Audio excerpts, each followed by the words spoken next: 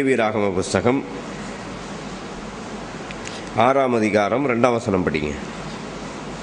ஒருவன் கர்த்தருக்கு விரோதமாக அநியாயம் செய்து தன் வசத்தில் ஒப்புவிக்கப்பட்ட பொருளிலாவது கொடுக்கல் வாங்கலிலாவது தன் அயலானுக்கு மாறாட்டம் பண்ணி அல்லது ஒரு வஸ்துவை பலாத்காரமாய் பறித்து கொண்டு அல்லது தன் அயலானுக்கு இடுக்கண் செய்து அல்லது காணாமற் போனதை கண்டடைந்தும் அதை மறுதலித்து அதை குறித்து பொய்யாணையிட்டு மனிதர் செய்யும் இவை முதலான யாதொரு காரியத்தில் பாவம் செய்தானேயாகில் அவன் செய்த பாவத்தினாலே குற்றவாளியானபடியால் தான் பலாத்காரமாய் பறித்து கொண்டதையும் இடுக்கண் செய்து பெற்றுக்கொண்டதையும் தன் வசத்திலே ஒப்புவிக்கப்பட்டதையும் காணாமற் போயிருந்து தான் கண்டதையும் பொய்யாணையிட்டு சம்பாதித்த பொருளையும் திரும்ப கொடுக்க கடவன். அந்த முதலை கொடுக்கிறதும் அல்லாமல் அதனோடு ஒரு 5ல் 1 பங்கு அதிகமாகவும் கூட்டி அதை தான் குற்ற நிவாரண பலியாய் இடும் நாளில் அதற்குரியவனுக்கு கொடுத்துவிட்டு தன் குற்ற நிவாரண பலியாக உன் மதிப்புக்கு சரியான பழுதற்ற ஆட்டுக்கடாவை கர்த்தருக்கு செலுத்தும்படி அதை ஆசாரியனிடத்தில் குற்ற நிவாரண பலியாக கொண்டு வருவானாக. இப்போ நம்ம வாஸ்த இந்த பகுதியில் பார்த்தீங்கன்னா நிறைய இருக்குது. என்னது? காணாமல் போனதை கண்டுபிடிச்சா ஒழிச்சு வச்சிக்கூடாது, திருப்பி கொடுக்கணும். அப்படி ஏமாற்றி அதை ஏதாவது ஏமாற்றி வச்சிருந்தா அதை திருப்பி கொடுக்கணும். இப்படி மனுஷர் செய்கிற பாவத்தில் எதை செஞ்சிருந்தாலும் என்ன செய்யணும்? குற்ற நிவாரண பலி செலுத்தணும். இல்லை, நீங்கள் கவனிக்கிறீங்களா? நம்ம இதுவரைக்கும் பல நாட்களில் பல இடங்களில் செய்தி என்ன கேட்டோம்? நீ என்னென்ன பாவம் எங்கெல்லாம் செஞ்சிட்டியோ அதெல்லாம் என்ன செய்யணும்? திரும்ப கொடுக்கணும். திரும்ப என்ன செய்யணும்? கொடுத்து பாவத்தை செட்ரைட் பண்ணணும்னு சொல்லி கேள்விப்பட்டோம் இல்லையா? உங்கள் பாவத்தை உங்களால் என்னால் என்ன செய்ய முடியாது. நம்ம செஞ்ச பாவத்தை நம்ம ஈடு கட்டி சரி செய்ய முடியாது. வேதத்தில் நிறைய பேர் அப்படி ட்ரை பண்ணி கெட்டு போனவர்கள் உண்டு. அதில் தான் செஞ்ச பாவத்தை சரி செய்யலான்னு ஒருத்த முயற்சி பண்ணான். தெரியுமா? யார் தெரியுமா? யாரு? யூதாஸ்காரியோத்து.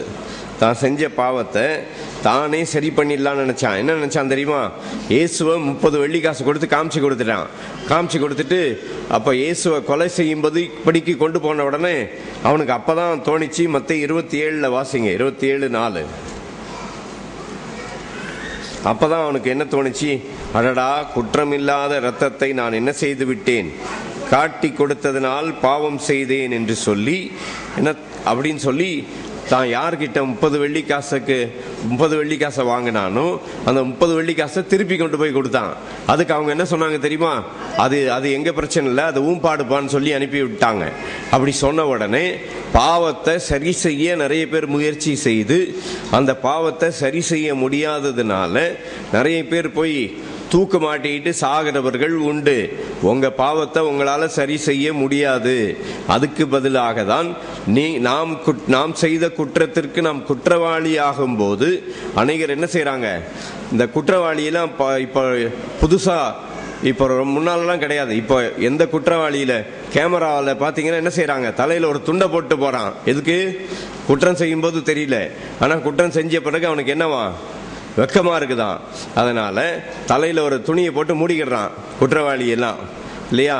ஆனா இயேசு கிறிஸ்து யாரு? குற்றவாளியா? யாருங்க? பாவம் செய்யாதவர், பாவம் இல்லாதவர், பாவம் அறியாதவர். ஆனால் குற்றமில்லாத அவர். அவரை குறித்து இங்கே வேதத்தில் லூக்கா சுவிசேஷம் 23 போட்டிருக்கு பாருங்க. அந்த ஆண்டவர் இயேசுவை பத்தி, குற்றம் இல்லாதவர் என்பதை பற்றி லூக்கா 23:14-15 படிங்க. ஜனங்களை கலகத்திற்கு தூண்டி விடுகிறதாக இயேசுவை பொய் சாட்சி சொல்லி என்னிடத்தில் கொண்டு வந்தீர்கள். நான் உங்களுக்கு முன்பாக விசாரித்த போது இவர் மேல் நீங்கள் சாட்டுகிற குற்றங்களில் ஒன்றையும் நான் இவனிடத்தில் காணேன் என்று சொல்லி பிலாத்து சொல்றான் இவர் மேல் ஒரு குற்றமும் இல்லை என்று சொல்லி. யூதாஸ்காரியத் சொல்றான் குற்றமில்லாத இரத்தத்தை காட்டி கொடுத்தேன் என்று சொல்லி. அங்கே பிலாத்தின் மனைவி சொல்லுகிறாள் மத்தேயு 27:19, இந்த நீதிமானுக்கு ஒரு கேடும் செய்யாதே என்று சொல்லி. லூக்கா 23:14-15 ஏரோது சொல்லுகிறான் இவரிடத்திலே நான் ஒரு குற்றத்தையும் காணேன் என்று சொல்லி. லூக்கா 23:41 படிங்க. சிலுவையில் 2 பக்கத்துல 2 கள்ளர்கள் மத்தியில இயேசு பாவம் செய்யாத அவரை கள்ளர் மத்தியிலே ஒரு கள்ளனை போல அவரையும் தொங்க விட்டார்கள். அப்போ அந்த பக்கத்துல இருந்த ஒரு கள்ளன் சொல்லுகிறான், படிங்க இப்போ. நாமோ நியாயப்படி தண்டிக்கப்படுகிறோம், நாம் நடப்பித்தவைகளுக்கு தக்க பலனை அடைகிறோம். இவரோ தகாதது ஒன்றையும் என்ன செய்யவில்லையே, நடப்பிக்கவில்லையே. இப்படி பாவம் செய்யாமல் இருந்த ஆண்டவர் இயேசு கிறிஸ்து லேவியராகமம் 5ஆம் அதிகாரம் 6ஆம் அதிகாரம் 7ஆம் அதிகாரம் 3 அதிகாரத்திலையும் குற்ற நிவாரண பலி என்று சொல்லப்பட்டிருக்கிறது. அதை பத்தி எங்க போட்டிருக்குது? ஏசாயா 53:12 படிங்க. இயேசு கிறிஸ்து அக்கிரமக்காரரில் ஒருவராக எண்ணப்பட்டார் என்று சொல்லப்பட்டிருக்கிறது. அவர் தம்முடைய ஆத்துமாவை மரணத்தில் ஊற்றி அக்கிரமக்காரரில் ஒருவராக எண்ணப்பட்டு, நம்முடைய எல்லா அக்கிரமத்தையும் ஆண்டவர் இயேசு ஏற்றுக்கொண்டார். ஆகவே நீ உன் பாவத்தை செட்ரைட் செய்ய முயற்சி பண்ண முடியாது. பண்ணினாலும் உன்னால செட்ரைட் பண்ண முடியாது. இப்போ கவனிங்க, யூதாஸ் ஒன்று உதாரணம் சொன்னேன், இன்னொரு உதாரணம் ஒன்று சொல்லட்டுமா? கவனிக்கிறீங்களா? இப்போ பேதுரு ஆண்டவரை என்ன செஞ்சாரு? எப்படி ஆண்டவர் என்ன செஞ்சாரு? 3 தடவை மறுதளிச்சாரு. இப்போ 3 தடவை மறுதளிச்ச பேதுரு தான் செஞ்ச பாவத்தை செட்ரைட் பண்ணணும்னா என்ன செய்யணும்? பாவத்தை சரி செய்யணும்னா என்னங்க செய்யணும்? யூதாஸ் பாவத்தை சரி செய்யறதுக்கு என்ன பண்ணாரு? இயேசுவை வித்த 30 காசை என்ன பண்ணிட்டாரு? திரும்பி கொண்டு போய் கொடுத்து அவரை ரிலீஸ் பண்ணு அப்படின்னு கேட்டாரு. ஆனா என்ன செய்யல? நடக்கல. பாவத்தை செட்ரைட் பண்ண உன்னால முடியாது. உங்க பாவம் செஞ்ச பிறகு நான் அதை சரி செஞ்சிடுறேன் அப்படின்னு சொல்லி உங்களால என்ன செய்ய முடியாது? சரி செய்ய முடியாது.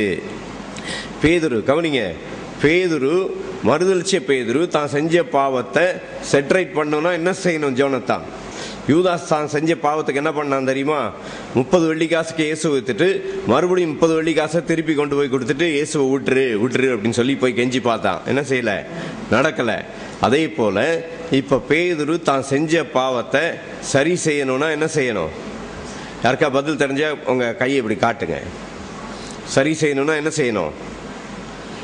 போய் ஹிஹின்னு சிரிச்சிட்டு அந்த வேலைக்காரிகிட்ட போய் பல்ல காமிச்சிட்டு என்ன சொல்லணும்? ஏய், நான் கூட இயேசு கூட தான் இருந்தா, என்னையும் பிடிச்சிக்கோன்னு சொல்லணும். உங்களால உங்க பாவத்தை சரி செய்ய முடியுமா? எந்த மனுஷனும் தான் செஞ்ச பாவத்தை செஞ்ச பிறகு சரி செய்ய என்ன செய்யாது? முடியாது. அதுக்கு என்ன செய்யணுமா? வேதத்துல சொல்லி இருக்குது. லேவியராகமம் புஸ்தகம் 6ஆம் அதிகாரம் 6ஆம் வசனத்துல தன் குற்ற நிவாரண பலியாக ஒரு பழுதற்ற ஆட்டுக்கடாவை கர்த்தருக்கு செலுத்தும்படி அதை ஆசாரியனிடத்தில் குற்ற நிவாரண பலியாக கொண்டு வர வேண்டும். சரி, அப்படின்னா என்ன பாஸ்டர், நாங்களாம் ஒரு ஆடை கொண்டு வரணுமா அப்படி கேட்குறீங்களா? நீங்க ஒரு ஆடை கொண்டு வந்து பலி செலுத்துறதுனால இன்னைக்கு பாவத்திலிருந்து விடுதலை கிடையாது. பழைய ஏற்பாடுல மோசே கொடுத்த நியாய பிரமாணத்துபடி என்ன செய்யணும்? குற்ற நிவாரண பலியாக ஒரு ஆடை கொண்டு வரணும். அந்த ஆடு கொண்டு வந்தா மட்டும் பத்தாது. தான் எதை திருடினானோ எதை ஏமாத்தினானோ அதை என்ன செய்யணும்? பழைய ஏற்பாடுல சரி செய்யணும். அதே போல இன்னைக்கு புதிய ஏற்பாடுலையும் நீ சரி பண்ணாதான் உனக்கு ரட்சிப்பு கிடைக்கும்னு சொல்றது பொய். ஹலோ, கவனிக்கிறீங்களா? நான் என்ன சொல்றேன்னு விளங்குதா உங்களுக்கு? நீ எந்த பாவத்தை எங்கெல்லாம் செஞ்சிட்டு வந்தியோ, நீ அங்கெல்லாம் போயிட்டு நீ எங்கெல்லாம் ஏமாத்தனையோ அங்கெல்லாம் போய் என்ன செய்யணும்? மன்னிப்பு கேட்கணும். அப்பதான் உன் ரட்சிப்பு தேரும் அப்படின்னு சொல்லி பிரசங்கம் கேட்டிருக்கீங்களா? நான் கேட்டிருக்கிறேங்க. நீங்க யாருக்கிட்டையாவது நான் கேட்ட பிரசங்கத்தை சொல்றேன் கேளுங்க. பஸ்ல இப்போ 2 ரூபா டிக்கெட் வாங்காமல் ஏமாற்றிட்டு வந்துட்டீங்கன்னா என்ன செய்யணும்? மறுபடியும் பஸ்ஸில் போயிட்டு ஒரு 2 ரூபாய்க்கு பதில் 4 ரூபா டிக்கெட் வாங்கி கிழிச்சி போட்டு வரணுமா? அரசாங்கத்துக்கு 2 ரூபா நீ நஷ்டப்படுத்தினதுனால 4 ரூபாய்க்கு என்ன செய்யணும்? நீ டிக்கெட் வாங்கி கிழிச்சு போட்டு வரணும், அப்பதான் நீ பரலோகம் போவேன்னு சொல்லி கொடுத்தாங்க. நீ செய்யறதுனாலயும் செய்யாததுனாலயும் உனக்கு பரலோகமோ நரகமோ கிடையாது. கவனிக்கிறீங்களா? உங்க பாவத்தை உங்களால சரி செய்ய முடிஞ்சா இயேசு கிறிஸ்துவும் தேவையில்லை, அவர் சிலுவையிலே பாடுபட வேண்டிய அவசியமும் இல்லை. அப்படின்னா நிறைய ஏமாத்திட்டே இருக்கலாமா? அப்படியா? இல்லை. கவனிக்கிறீங்களா? உங்களுக்குள்ள ஆண்டவர் இயேசு வந்துட்டாருன்னா வேதம் சொல்லுகிறது, தேவனால் பிறந்த எவனும். சரி, அதை இன்னும் உங்களுக்கு வேற விதமா சொல்லிக் கொடுத்துமா? சொல்லிக் கொடுக்கிறேன் பாருங்க. ஒரு பன்னி சேத்துக்குள்ள போச்சுன்னா என்ன சொல்லும்? பன்னி சேத்துக்குள்ள போச்சுன்னா என்னங்க சொல்லும்? ஹல்லேலூயா சொல்லும். ஆடு சேத்துக்குள்ள போச்சுன்னா சொல்லுமா? ஆடு சேத்துக்குள்ள போச்சுன்னா ஹல்லேலூயா சொல்லுமா? சொல்லாது. பன்னி சேத்துக்குள்ள போச்சுன்னா என்ன சொல்லும்? ஹல்லேலூயா, ஸ்தோத்திரம், ஹல்லேலூயா அப்படி சொல்லும். யாரு? பன்னி சேத்துக்குள்ள போச்சுன்னா. நீங்க ஆடா பன்னியா? அதனால நான் நீ இங்க ஏமாத்தாத, அங்க ஏமாத்தாத, இங்க ஏமாத்தினதை திருப்பி கொடு, அதை செய்ய, இதை செய்யாதன்னு சொல்றதுக்கு நான் இங்க நிக்கல. நான் இங்க எதுக்கு நிக்கிறேன்னா, இயேசு கிறிஸ்து குற்றம் இல்லாதவர், குற்றவாளியை போல சிலுவையிலே நமக்காக, நம்முடைய மீறுதல்களுக்காய் அவர் காயப்பட்டு, நம்முடைய அக்கிரமங்களுக்காய் அவர் நொறுக்கப்பட்டார். அது மட்டும் இல்லாம ஆண்டவர் இயேசு என்ன சொல்றாரு? இங்க பழைய ஏற்பாடுல என்ன போட்டிருக்குன்னா, அப்படி பொய்யானையிட்டு சம்பாதித்த பொருளை திரும்பி கொடுத்தா மட்டும் பத்தாது, அதோடு கூட என்ன செய்யணும்? 5ல் 1 பங்கை சேர்த்து கொடுக்கணும், 20% சேர்த்து கொடுக்கணும்னு சொல்லி போட்டிருக்குது. அப்படின்னா அர்த்தம் என்னன்னா, உங்க வாழ்க்கையில என்னென்ன காரியத்தை இழந்து போயிருக்கீங்களோ அதை திரும்ப பெற வேண்டும் என்று கர்த்தர் விரும்புகிறார். என்னென்ன காரியத்தை உங்க வாழ்விலே பொதுவாக திருடுறவன் யாரு சொல்லுங்க பார்க்கலாம்? திருடுறவன் யாருங்க? யாரு? நம்ம தானா? சாத்தான். நமக்கு திருடுற வேலை கிடையாதுங்க. உங்களால போய் டெய்லி போய் திருடிட்டு வர முடியுமா? உங்களால சொல்லுங்க பார்க்கலாம். இயேசு ஏத்துக்கிட்டதுக்கு முன்னால திருடி இருக்கலாம், ஆனா இப்ப என்ன செய்ய முடியாது? உங்களால திருட முடியாது. அப்படி திருடினா என்ன அர்த்தம் தெரியுமா? ஆண்டவர் இயேசு உங்கள் தேவைகளை சந்திப்பார் என்ற விசுவாசம் உங்களுக்கு இல்லைன்னு அர்த்தம். விளங்குதா? எங்க போய் எதை பார்த்தாலும் எடுத்து பாக்கெட்ல ஒரு ஆள் போட்டுக்கிட்டாருன்னா, ஆண்டவர் இயேசுவின் தேவைகளை சந்திப்பார் என்ற நம்பிக்கையோ விசுவாசமோ அந்த ஆளுக்கு என்ன இல்லை? இல்லைன்னு அர்த்தம். அதை பத்தி வேதத்துல போட்டிருக்கு, வாசிக்கிறீங்களா? எபேசியர் 4:28 என்ன போட்டிருக்குன்னு பாருங்க. திருடுகிறவன் இனி திருடாமல் குறைச்சல் உள்ளவனுக்கு கொடுக்கத்தக்கதாக தனக்கு உண்டாயிருக்கும்படிக்கு தன் கைகளினால் நலமான வேலை செய்து பிரயாசப்பட கடவன். ஏன்னா உங்க எல்லா பிரயாசத்தையும் கர்த்தர் என்ன செய்கிறவர்? ஆசீர்வதிக்கிறவர். கொடுக்கத்தக்கதாக ஆண்டவர் நம்மை தெரிந்து கொண்டிருக்கிறார். ஏன்னா பழைய ஏற்பாடுல ஆண்டவர் சொல்லி கொடுத்தது என்னது? உன்னிடத்தில் நீ அன்பு கூறுகிறது போல நீ பிறனிடத்தில் அன்பு கூறுவாயாக. அப்படின்னா என்ன அர்த்தம்னா, உன்னுடைய அன்பு கெப்பாசிட்டி எவ்வளவு இருக்குதோ அந்த கெப்பாசிட்டி அளவுக்கு தான் நீ மற்றவங்க கிட்ட நடந்துக்க முடியும்னு அர்த்தம். புதிய ஏற்பாடுல ஆண்டவர் இயேசு என்ன சொல்லி கொடுத்தாரு? யோவான் 15:12, நான் உங்களிடத்தில் அன்பாய் இருக்கிறது போல, உன்னிடத்தில் நீ அன்பு கூறுகிறது போல வேணுமா, இல்ல நான் உங்களிடத்தில் அன்பாய் இருக்கிறது போல சொல்லி இயேசு கிறிஸ்துவின் அன்பு வேணுமா? எப்படிங்க? இயேசு கிறிஸ்துவின் அன்பு என்ன தெரியுமா? ஆண்டவர் உங்க சுகத்தை அவர் திருடல, உங்க பலத்தை அவர் திருடல. உங்களுக்கு தரித்திரத்தையும் சாபத்தையும் பிசாசு கொடுக்கறான்னா, உங்களுக்கு உங்க வாழ்வில் இருக்கிற சந்தோஷத்தை திருடுறவன், உங்க வாழ்வில் இருக்கிற பணத்தை திருடுறவன், சுகத்தையும் சொத்தையும் பல காரியங்களையும் திருடுறது யாரு? சாத்தான் திருடுறான். ஆனா ஆண்டவர் வேலை என்ன இல்லை? திருடுற வேலை மட்டும் இல்லை. அது மட்டும் இல்லாம என்ன சொல்றாரு? திருடப்பட்டு போனால் அந்த யாரிடத்துல திருடப்பட்டு போயிருக்குதோ அவனுக்கு திரும்ப கிடைக்க வேண்டும் என்று சொல்லப்பட்டிருக்கிறது. கவனிக்கிறீங்களா? நியாயப்பிரமாணம் பிரசங்கம் பண்ணிட்டு இருக்கிறேன் காலையில, கேளுங்க. லேவியராகமம் 6:7-8 போட்டிருக்குது, இயேசு கிறிஸ்து நமக்காக குற்ற நிவாரண பலியாக கல்வாரி சிலுவையிலே தொங்கினார் என்று பார்க்கிறோம். இப்ப யாத்திராகம புத்தகம் 22ஆம் அதிகாரத்துக்கு வாங்க. ஆண்டவர் என்ன சொல்லி இருக்கிறார் சொல்லிட்டு பார்த்துடலாம்.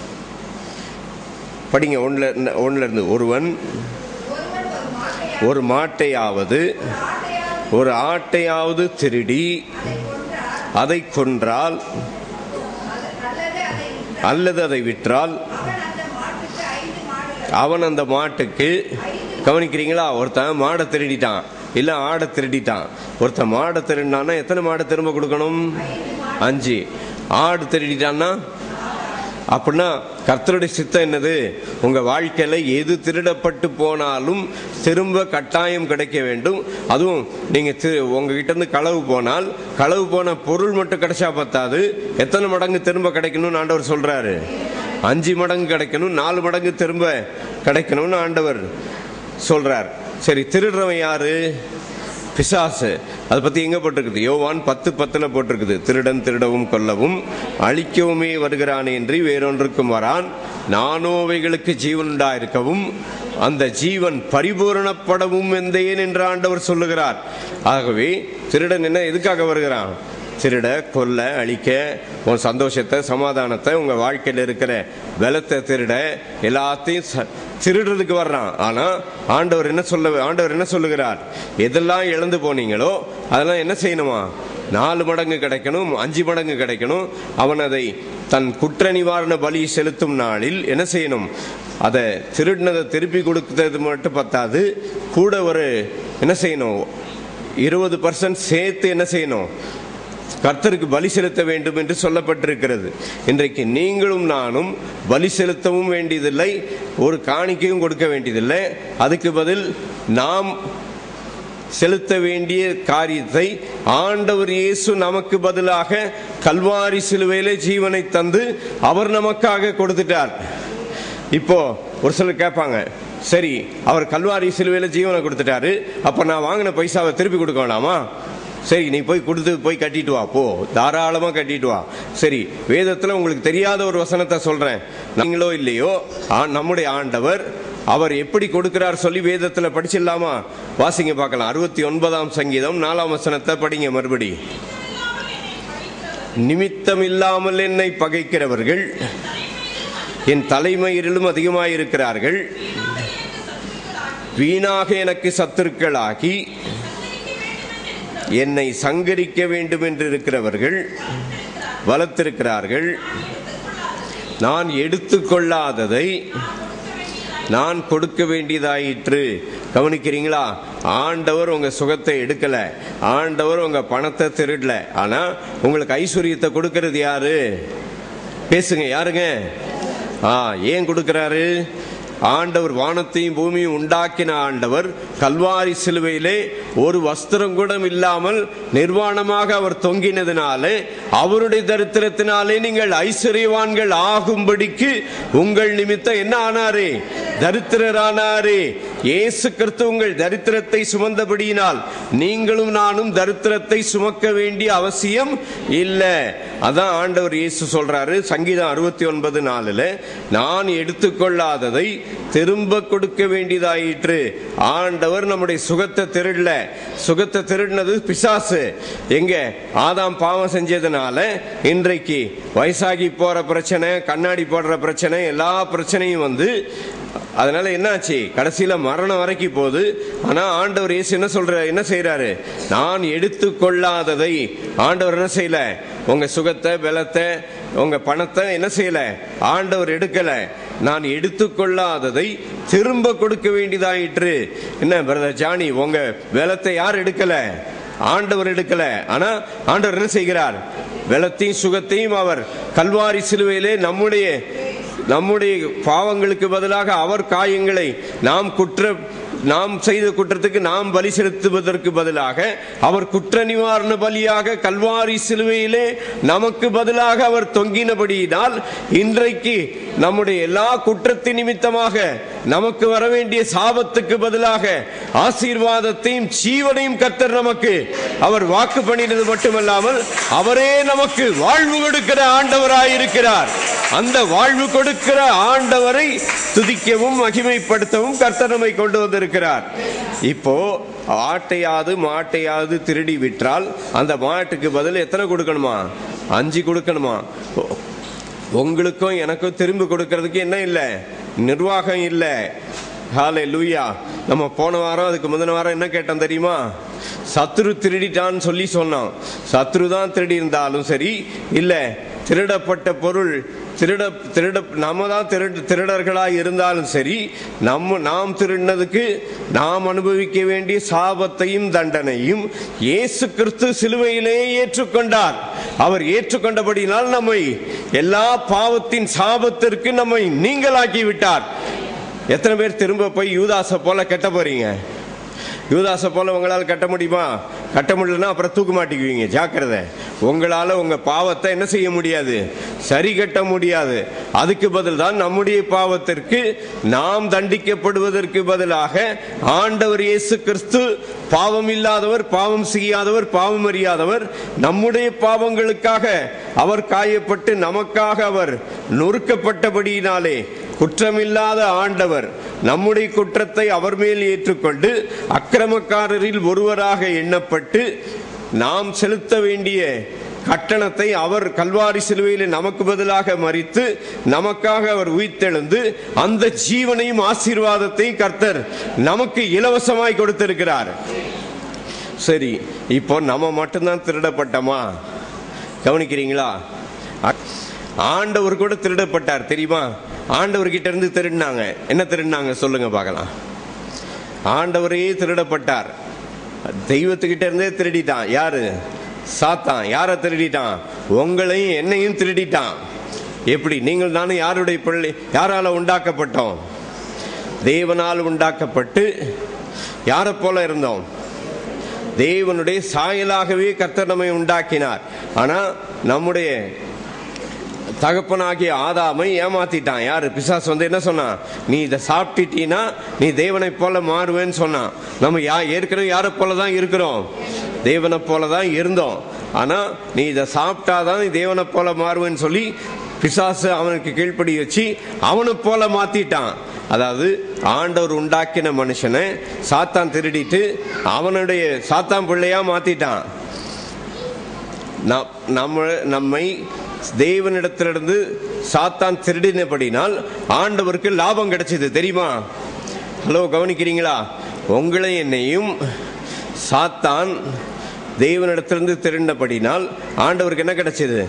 லாபம் கிடைச்சது. ஒருவேளை நீங்க மாத்தி யோசித்தீங்கன்னா, சரி, ஆதாம் கிட்ட இருந்து திருடாம ஆதாம் இன்னைக்கு பாவமே செய்யாம இருந்ததுன்னு வச்சுங்க, என்ன ஆயிருக்கும்னு நினைக்கிறீங்க? வயசாகி போற பிரச்சனை இருக்காது, அப்படிலாம் நீங்க சொல்லலாம். இந்த நோய் வந்திருக்காது, வேதனை வந்திருக்காதுன்னு நீங்க சொல்லலாம். ஆனா அந்த தோட்டத்துல என்ன இருந்துச்சு? ரெண்டு இருந்துச்சு. நன்மை தீமை அறியத்தக்க கனி, அப்புறம் அடுத்தது என்னது? ஜீவ விருட்சத்தின் கனி. ஒருவேளை ஆதாம் அன்னைக்கு சாப்பிடாம விட்டுருந்தால்னா இன்னைக்கு ஆதாம் பிறந்த இந்த உலகத்துல எவ்வளவு வருஷம் ஆயிப்போச்சு? 6000 வருஷம் இருக்குது. ஆதாம்ல இருந்து ஆபிரகாம் வரைக்கும் 2 வருஷம், 2000 வருஷம். ஆபிரகாம்ல இருந்து இயேசு கிறிஸ்து வரைக்கும் 2000 வருஷம். இயேசு கிறிஸ்துல இருந்து இப்ப வரைக்கும் எவ்வளோ? 2000 வருஷம். மொத்தம் எல்லாம் சேர்த்து எவ்வளோ? 6000 வருஷம். இன்னைக்கு ஆதாம் உயிரோட இருந்து 6000 வருஷம் உயிரோட இருந்தான்னா வயசாகி போற பிரச்சனை இருந்திருக்காது, நோய் வந்திருக்காது, சரிதான். ஆனா 6000 வருஷம் உயிரோட இருந்தா, கவனிக்கிறீங்களா? ஆதாம் ஒருவேளை நன்மை தீமை அறியத்தக்க கனியை சாப்பிடாம இருந்திருந்தா இன்னைக்கு ஆதாமுக்கு ஒரு எத்தனையோ கோடி ஜனம் பிறந்திருந்தா அவனுடைய பையன் காயின் சாப்பிடாம இருந்திருக்கலாம், ஆபேல் சாப்பிடாம இருந்திருக்கலாம். 6000 வருஷத்துல எவனா ஒருத்தன் என்ன செஞ்சிருவான்? போய் சாப்பிட்டுருவான். எவனா ஒருத்தன் நிச்சயம் என்ன செய்வான்? சாப்பிட்டுருவான். ஆனா அந்த ஏதேன் தோட்டத்துல என்ன இருந்துச்சு? நன்மை தீமை அறியத்தக்க கனியும் ஜீவ விருட்சத்தின் கனியும் இருந்தது. ஆனா பரலோகத்துல என்ன கிடையாது? உங்களை என்னையும் ஆண்டவர் இயேசு இத போல சாத்தான் திருடினதுனால ஆதாம் வந்து தேவனால் உண்டாக்கப்பட்டவன். ஆதாம் வந்து யார் கிடையாது? புது சிருஷ்டி கிடையாது. தேவனால் புதிதாக்கப்பட்ட புதிய மனுஷன் கிடையாது. கவனிக்கிறீங்களா? சாத்தான் வந்து ஆதாம பாவம் செய்ய வச்சதுனால ஆண்டவருக்கு 7 மடங்கு இல்ல, நிறைய மடங்கு ஆண்டவருக்கு லாபம் கிடைச்சது. என்ன லாபம் கிடைச்சது சொல்லுங்க பார்க்கலாம். ஆண்டவருக்கு மட்டும் லாபம் கிடைக்கல, நமக்கு லாபம் கிடைச்சது. நமக்கு என்ன லாபம் கிடைச்சது சொல்லுங்க பார்க்கலாம். ஆதாம் என்ன கிடையாது? ஆதாம் சிருஷ்டிக்கப்பட்டவன். ஆனா அவன் என்ன கிடையாது? புது சிருஷ்டி கிடையாது. ஆனா உங்களை என்ன ஆண்டவர் என்ன மாத்திட்டாரு? புது சிருஷ்டியா மாத்திட்டாரு. ஹல்லேலூயா. புது சிருஷ்டியா மாத்தினதுனால உங்களை இனி பாவமோ உலகமோ பிசாசோ மேற்கொள்ளவே முடியாது. ஹல்லேலூயா. நீங்களும் நானும் ஆண்டவர் இயேசுவுடைய பிள்ளைகளாக்கப்பட்டோம். ஆதாம் ஆண்டவருடைய பிள்ளையானான்னு சொல்லிட்டு வேதத்துல சொல்லப்படல. ஆதாம் பரிசுத்தாவினால் நிரப்பப்பட்டான்னு சொல்லப்படல. ஆனா உங்களுக்கு எனக்கு ஆண்டவர் என்ன கொடுத்துட்டார்? அவருடைய நாமத்தின் மேல் விசுவாசம் உள்ளவர்களாய் அவரை ஏற்றுக்கொண்டவர்கள் எத்தனை பேர்களோ அத்தனை பேரும் தேவனுடைய பிள்ளைகள் ஆகும்படிக்கு அவர்களுக்கு. அதனால் நீங்கள் நானும் யாருடைய பிள்ளையா மாறி இருக்கிறோம்? தேவனுடைய பிள்ளையா மாறி இருக்கிறோம். அது மட்டும் இல்லாம ஆண்டவர் இயேசு சொல்றாரு, அவர் நம்முடைய பாவத்தையும் அக்கிரமத்தையும் குற்றத்தையும் சுமந்தது மட்டும் இல்லாம நான் எடுத்துக்கொள்ளாததை திரும்ப தருவேன் என்றார். அதனால யாரு திருடினானோ அவன் தானே 5 மடங்கு கொடுக்கணும். இங்க பார்த்தோம், அப்படித்தானே பார்த்தோம். ஆனா ஆண்டவர் இயேசு என்ன சொல்றாரு? உன்கிட்ட திருடின பிசாசு உனக்கு கொடுக்க வேண்டாம், நான் கொடுக்கறேன்னு சொல்றாரு. உங்களுக்கு திரும்ப கொடுக்கறது யாருங்க? பிசாசா கர்த்தரா? சொல்லுங்க, உங்களுக்கு திரும்ப கொடுக்கறது யாரு? ஆண்டவர் இயேசுவா பிசாசா? ஆனா திருடன் தான் கொடுக்கணும்னு சொல்லி போட்டிருக்குது மோசே நியாய பிரமாணத்துல. ஆனா அதை ஆண்டவர் இயேசு மாத்திட்டாரு. சங்கீதம் 69:4 சொல்லி இருக்குது, நான் எடுத்துக்கொள்ளாததை திரும்ப கொடுக்க வேண்டியதாயிற்று. ஆண்டவர் உங்க சுகத்தை எடுக்கல, உங்க பலத்தை எடுக்கல, உங்க பணத்தை எடுக்கல. நீங்க தரித்திரமாய் இருந்து வாடகை வீட்டுல வாழ்றது ஆண்டவருக்கு சித்தம் இல்லை. ஹலோ, கவனிக்கிறீங்களா? எத்தனை பேருக்கு சொந்த வீடு வேணும்? சொந்த வீடு வேணுமா வேண்டாமா? உங்களை கர்த்தர் ஆசீர்வதிக்கிறவர் கர்த்தர், மனுஷன் இல்ல. இல்ல சொந்த வீடு இருந்தா விசாலமான வீடு வேணும் சொல்லுங்க. ஹல்லேலூயா. ஏன்னா ஆண்டவர் இயேசு என்ன சொல்றாரு? சங்கீதம் 69:4, நீங்க சின்ன வயசுல இருந்து 1000 தடவை சங்கீதத்தை படிச்சாலும் இயேசு சொன்ன இந்த வார்த்தை உங்களுக்கு வெளிப்பாடு இல்லைன்னா கிடைக்காது. என்ன ஆண்டவர் இயேசு என்ன சொன்னாரு? நான் எடுத்துக்கொள்ளாததை கொடுக்க வேண்டியதாயிற்று. அவர் உங்க பணத்தை திருடி உங்க ஐஸ்வர்யத்தை எடுத்து உங்களை வாடகை வீட்டுல ஆண்டவர் வைக்கல. பிசாசு தான் உங்க பணத்தை எடுத்து உங்களை தரித்திரத்துல வச்சு நீங்க நல்ல சின்ன வீட்டுல கஷ்டப்பட்டு வாழணும்னு சொல்லி பிசாசு பண்றான். ஆனா ஆண்டவர் உங்க சுகத்தையும் பலத்தையும் ஆசீர்வாதத்தையும் திருடல. அவர் என்ன சொல்றார்? நான் எடுத்துக்கொள்ளாததை நான் திரும்ப கொடுக்க வேண்டியதாயிற்று என்று சொல்லி கல்வாரி சிலுவையிலே அவர் திரும்ப கொடுக்க வேண்டும் என்று சொல்லி நமக்காக மரித்து உயிர்த்தெழுந்தார். உயிரோடு இருக்கிற ஆண்டவர் நமக்கு திரும்ப கொடுக்கும்படிக்கு எல்லாவற்றையும் கல்வாரி சிலுவையிலே நமக்காக ஜீவனை கொடுத்து நான் எடுத்துக்கொள்ளாததை திரும்ப கொடுக்க வேண்டியதாயிற்று என்றார். வனாந்தரத்தில் ஆண்டவர் எப்படி கொடுத்தார்? படிச்சிடலாமா? இப்போ இவ்வளவு நேரம் முகவரையை பார்த்துட்டோம், இப்போ மடமட பார்த்துடலாம். வாசிங்க யாத்திராகம புஸ்தகம் 16ஆம் அதிகாரம் 16:2. அந்த வனாந்தரத்திலே இஸ்ரவேல் புத்திரராகிய சபையார் எல்லாரும் மோசேக்கும் ஆரோனுக்கும் விரோதமாக முறுமுறுத்து, பாருங்களேன், இஸ்ரேல் ஜனங்க பொய் சொல்றாங்க பாருங்க. இறைச்சி பாத்திரங்கள் அண்டையிலே உட்கார்ந்து இவங்க என்ன செஞ்சாங்களாம்? இறைச்சி பாத்திரத்து பக்கத்துல உட்கார்ந்து அப்பத்தை திருப்தியா சாப்பிட்டாங்களாம். அங்க எகிப்துல என்ன பண்ணாங்க? கஷ்டப்பட்டு வேலை வாங்கினானுங்க. ஆளோட்டிகளை வச்சு பெருமூச்சு விட்டாங்கன்னு சொல்லி இருக்குது வேதத்துல. ஆனா இவங்க என்ன சொல்றாங்க? இஸ்ரேல் ஜனங்க வனாந்திரத்துல வந்துட்டு என்ன சொல்றாங்க? இறைச்சி பாத்திரத்து பக்கத்துல உட்கார்ந்து நாங்க திருப்தியா சாப்பிட்டு இருந்தோம், அங்க அந்த எகிப்திலேயே நாங்க செத்து போனா தேவலை அப்படிங்கிறான். எதுக்கு எங்களை எங்க வனாந்திரத்துக்கு கொண்டு வந்தான்னு கேட்கிறான். அங்க யாத்திராகம புஸ்தகத்துல 15ஆம் அதிகாரத்துல செங்கடலை 2ஆய் பிளந்து கர்த்தர் தம்முடைய ஜனத்தை இஸ்ரவேல் ஜனங்களை செங்கடலை பிளந்து கடல்ல வெட்டாந்தரையிலே கர்த்தர் நடத்தினார். 2 சைடு சுவர் மாதிரி தண்ணி நிக்குது, நடுவுல அப்படியே கர்த்தர் தம்முடைய ஜனத்தை அற்புதமாக அதிசயமாக நடத்தி கொண்டு வருகிறார். அங்கே சத்ரு சொன்னானா, அங்கே 15:9 படிக்கிறேன் பாருங்க. தொடர்வேன், பிடிப்பேன், கொள்ளையாடி பங்கிடுவேன், என் ஆசை அவர்களிடத்தில் திருப்தி ஆகும் அப்படின்னு நான் அவர்களை சங்கரிப்பேன் என்று பகைவன் சொன்னான். ஆனா ஆண்டவர் என்ன செஞ்சாரு? ஆண்டவர் தம்முடைய வலது கரத்தை நீட்டி கர்த்தர் எகிப்தின் ஜனங்கள் எல்லாரையும் எந்த தண்ணீரினால் இஸ்ரவேல் ஜனங்களை மீட்டாரோ அதே தண்ணீரினால் எகிப்தின் ஜனங்கள் எல்லாரையும் கர்த்தர் சங்கரித்தார். அப்போ அங்கே யாத்திராகமம் 15:20 சொல்லி இருக்குது, ஆரோனின் சகோதரியாகிய மிரியாம் என்னும் தீர்க்கதரிசியானவளும் தன் கையிலே தம்புரை எடுத்துக்கொண்டாள். சகல ஸ்திரீகளும் தம்புருக்களோடும் நடனத்தோடும் அவளுக்கு பின் சென்று பின்னே புறப்பட்டு போனார்கள். அப்போ எல்லாரும் சேர்ந்து பாடினாங்க, சந்தோஷமா பாடினாங்க. என்ன பாட்டு பாடினாங்க தெரியுமா? மகிமையாய் வெற்றி சிறந்த கர்த்தரை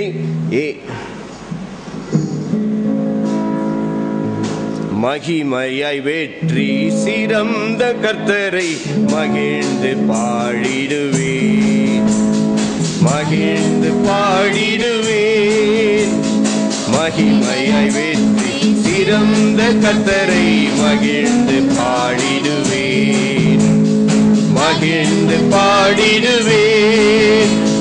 கர்த்தர் என்பது அவர் நாமம், யுத்தத்தில் வல்லவர் அவரே.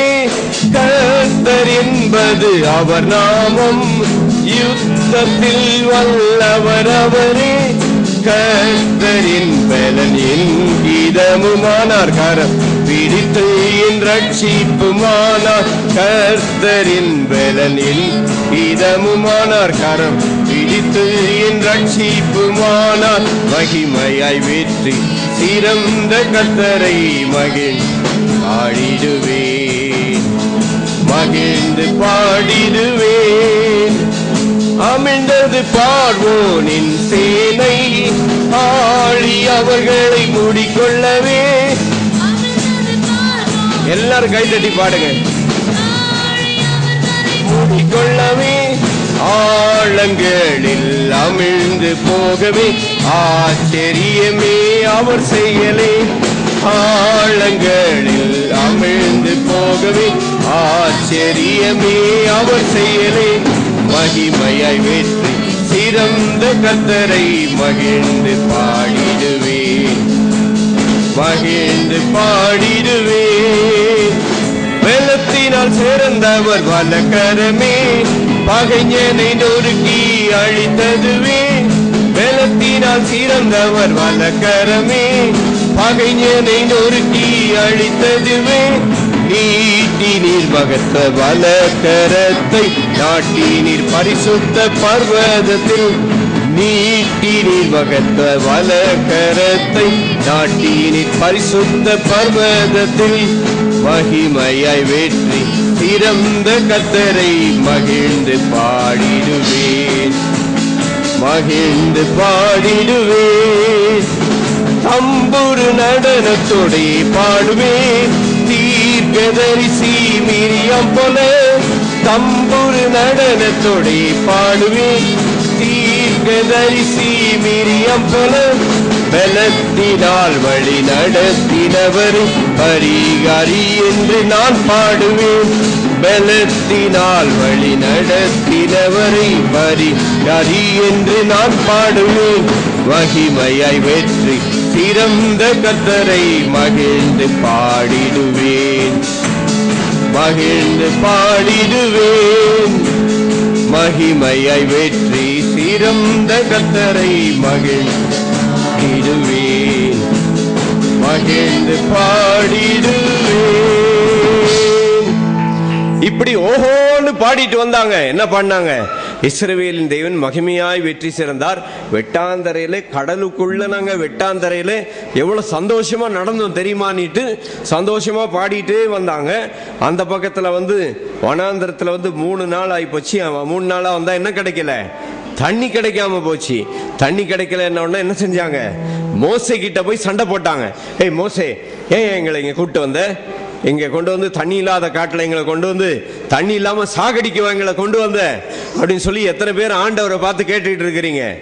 நான் இயேசுவை ஏத்துக்கிட்டேன், நான் முன்னால இப்படி இருந்தேன், இப்போ ஆண்டவர் இயேசுவை ஏத்துக்கிட்டேன், இப்போ நான் தண்ணி இல்லை அது இல்லை இது இல்லைன்னு சொல்லி எத்தனை பேர் ஆண்டவரை முறுமுறுத்துட்டு இருக்கிறீங்க?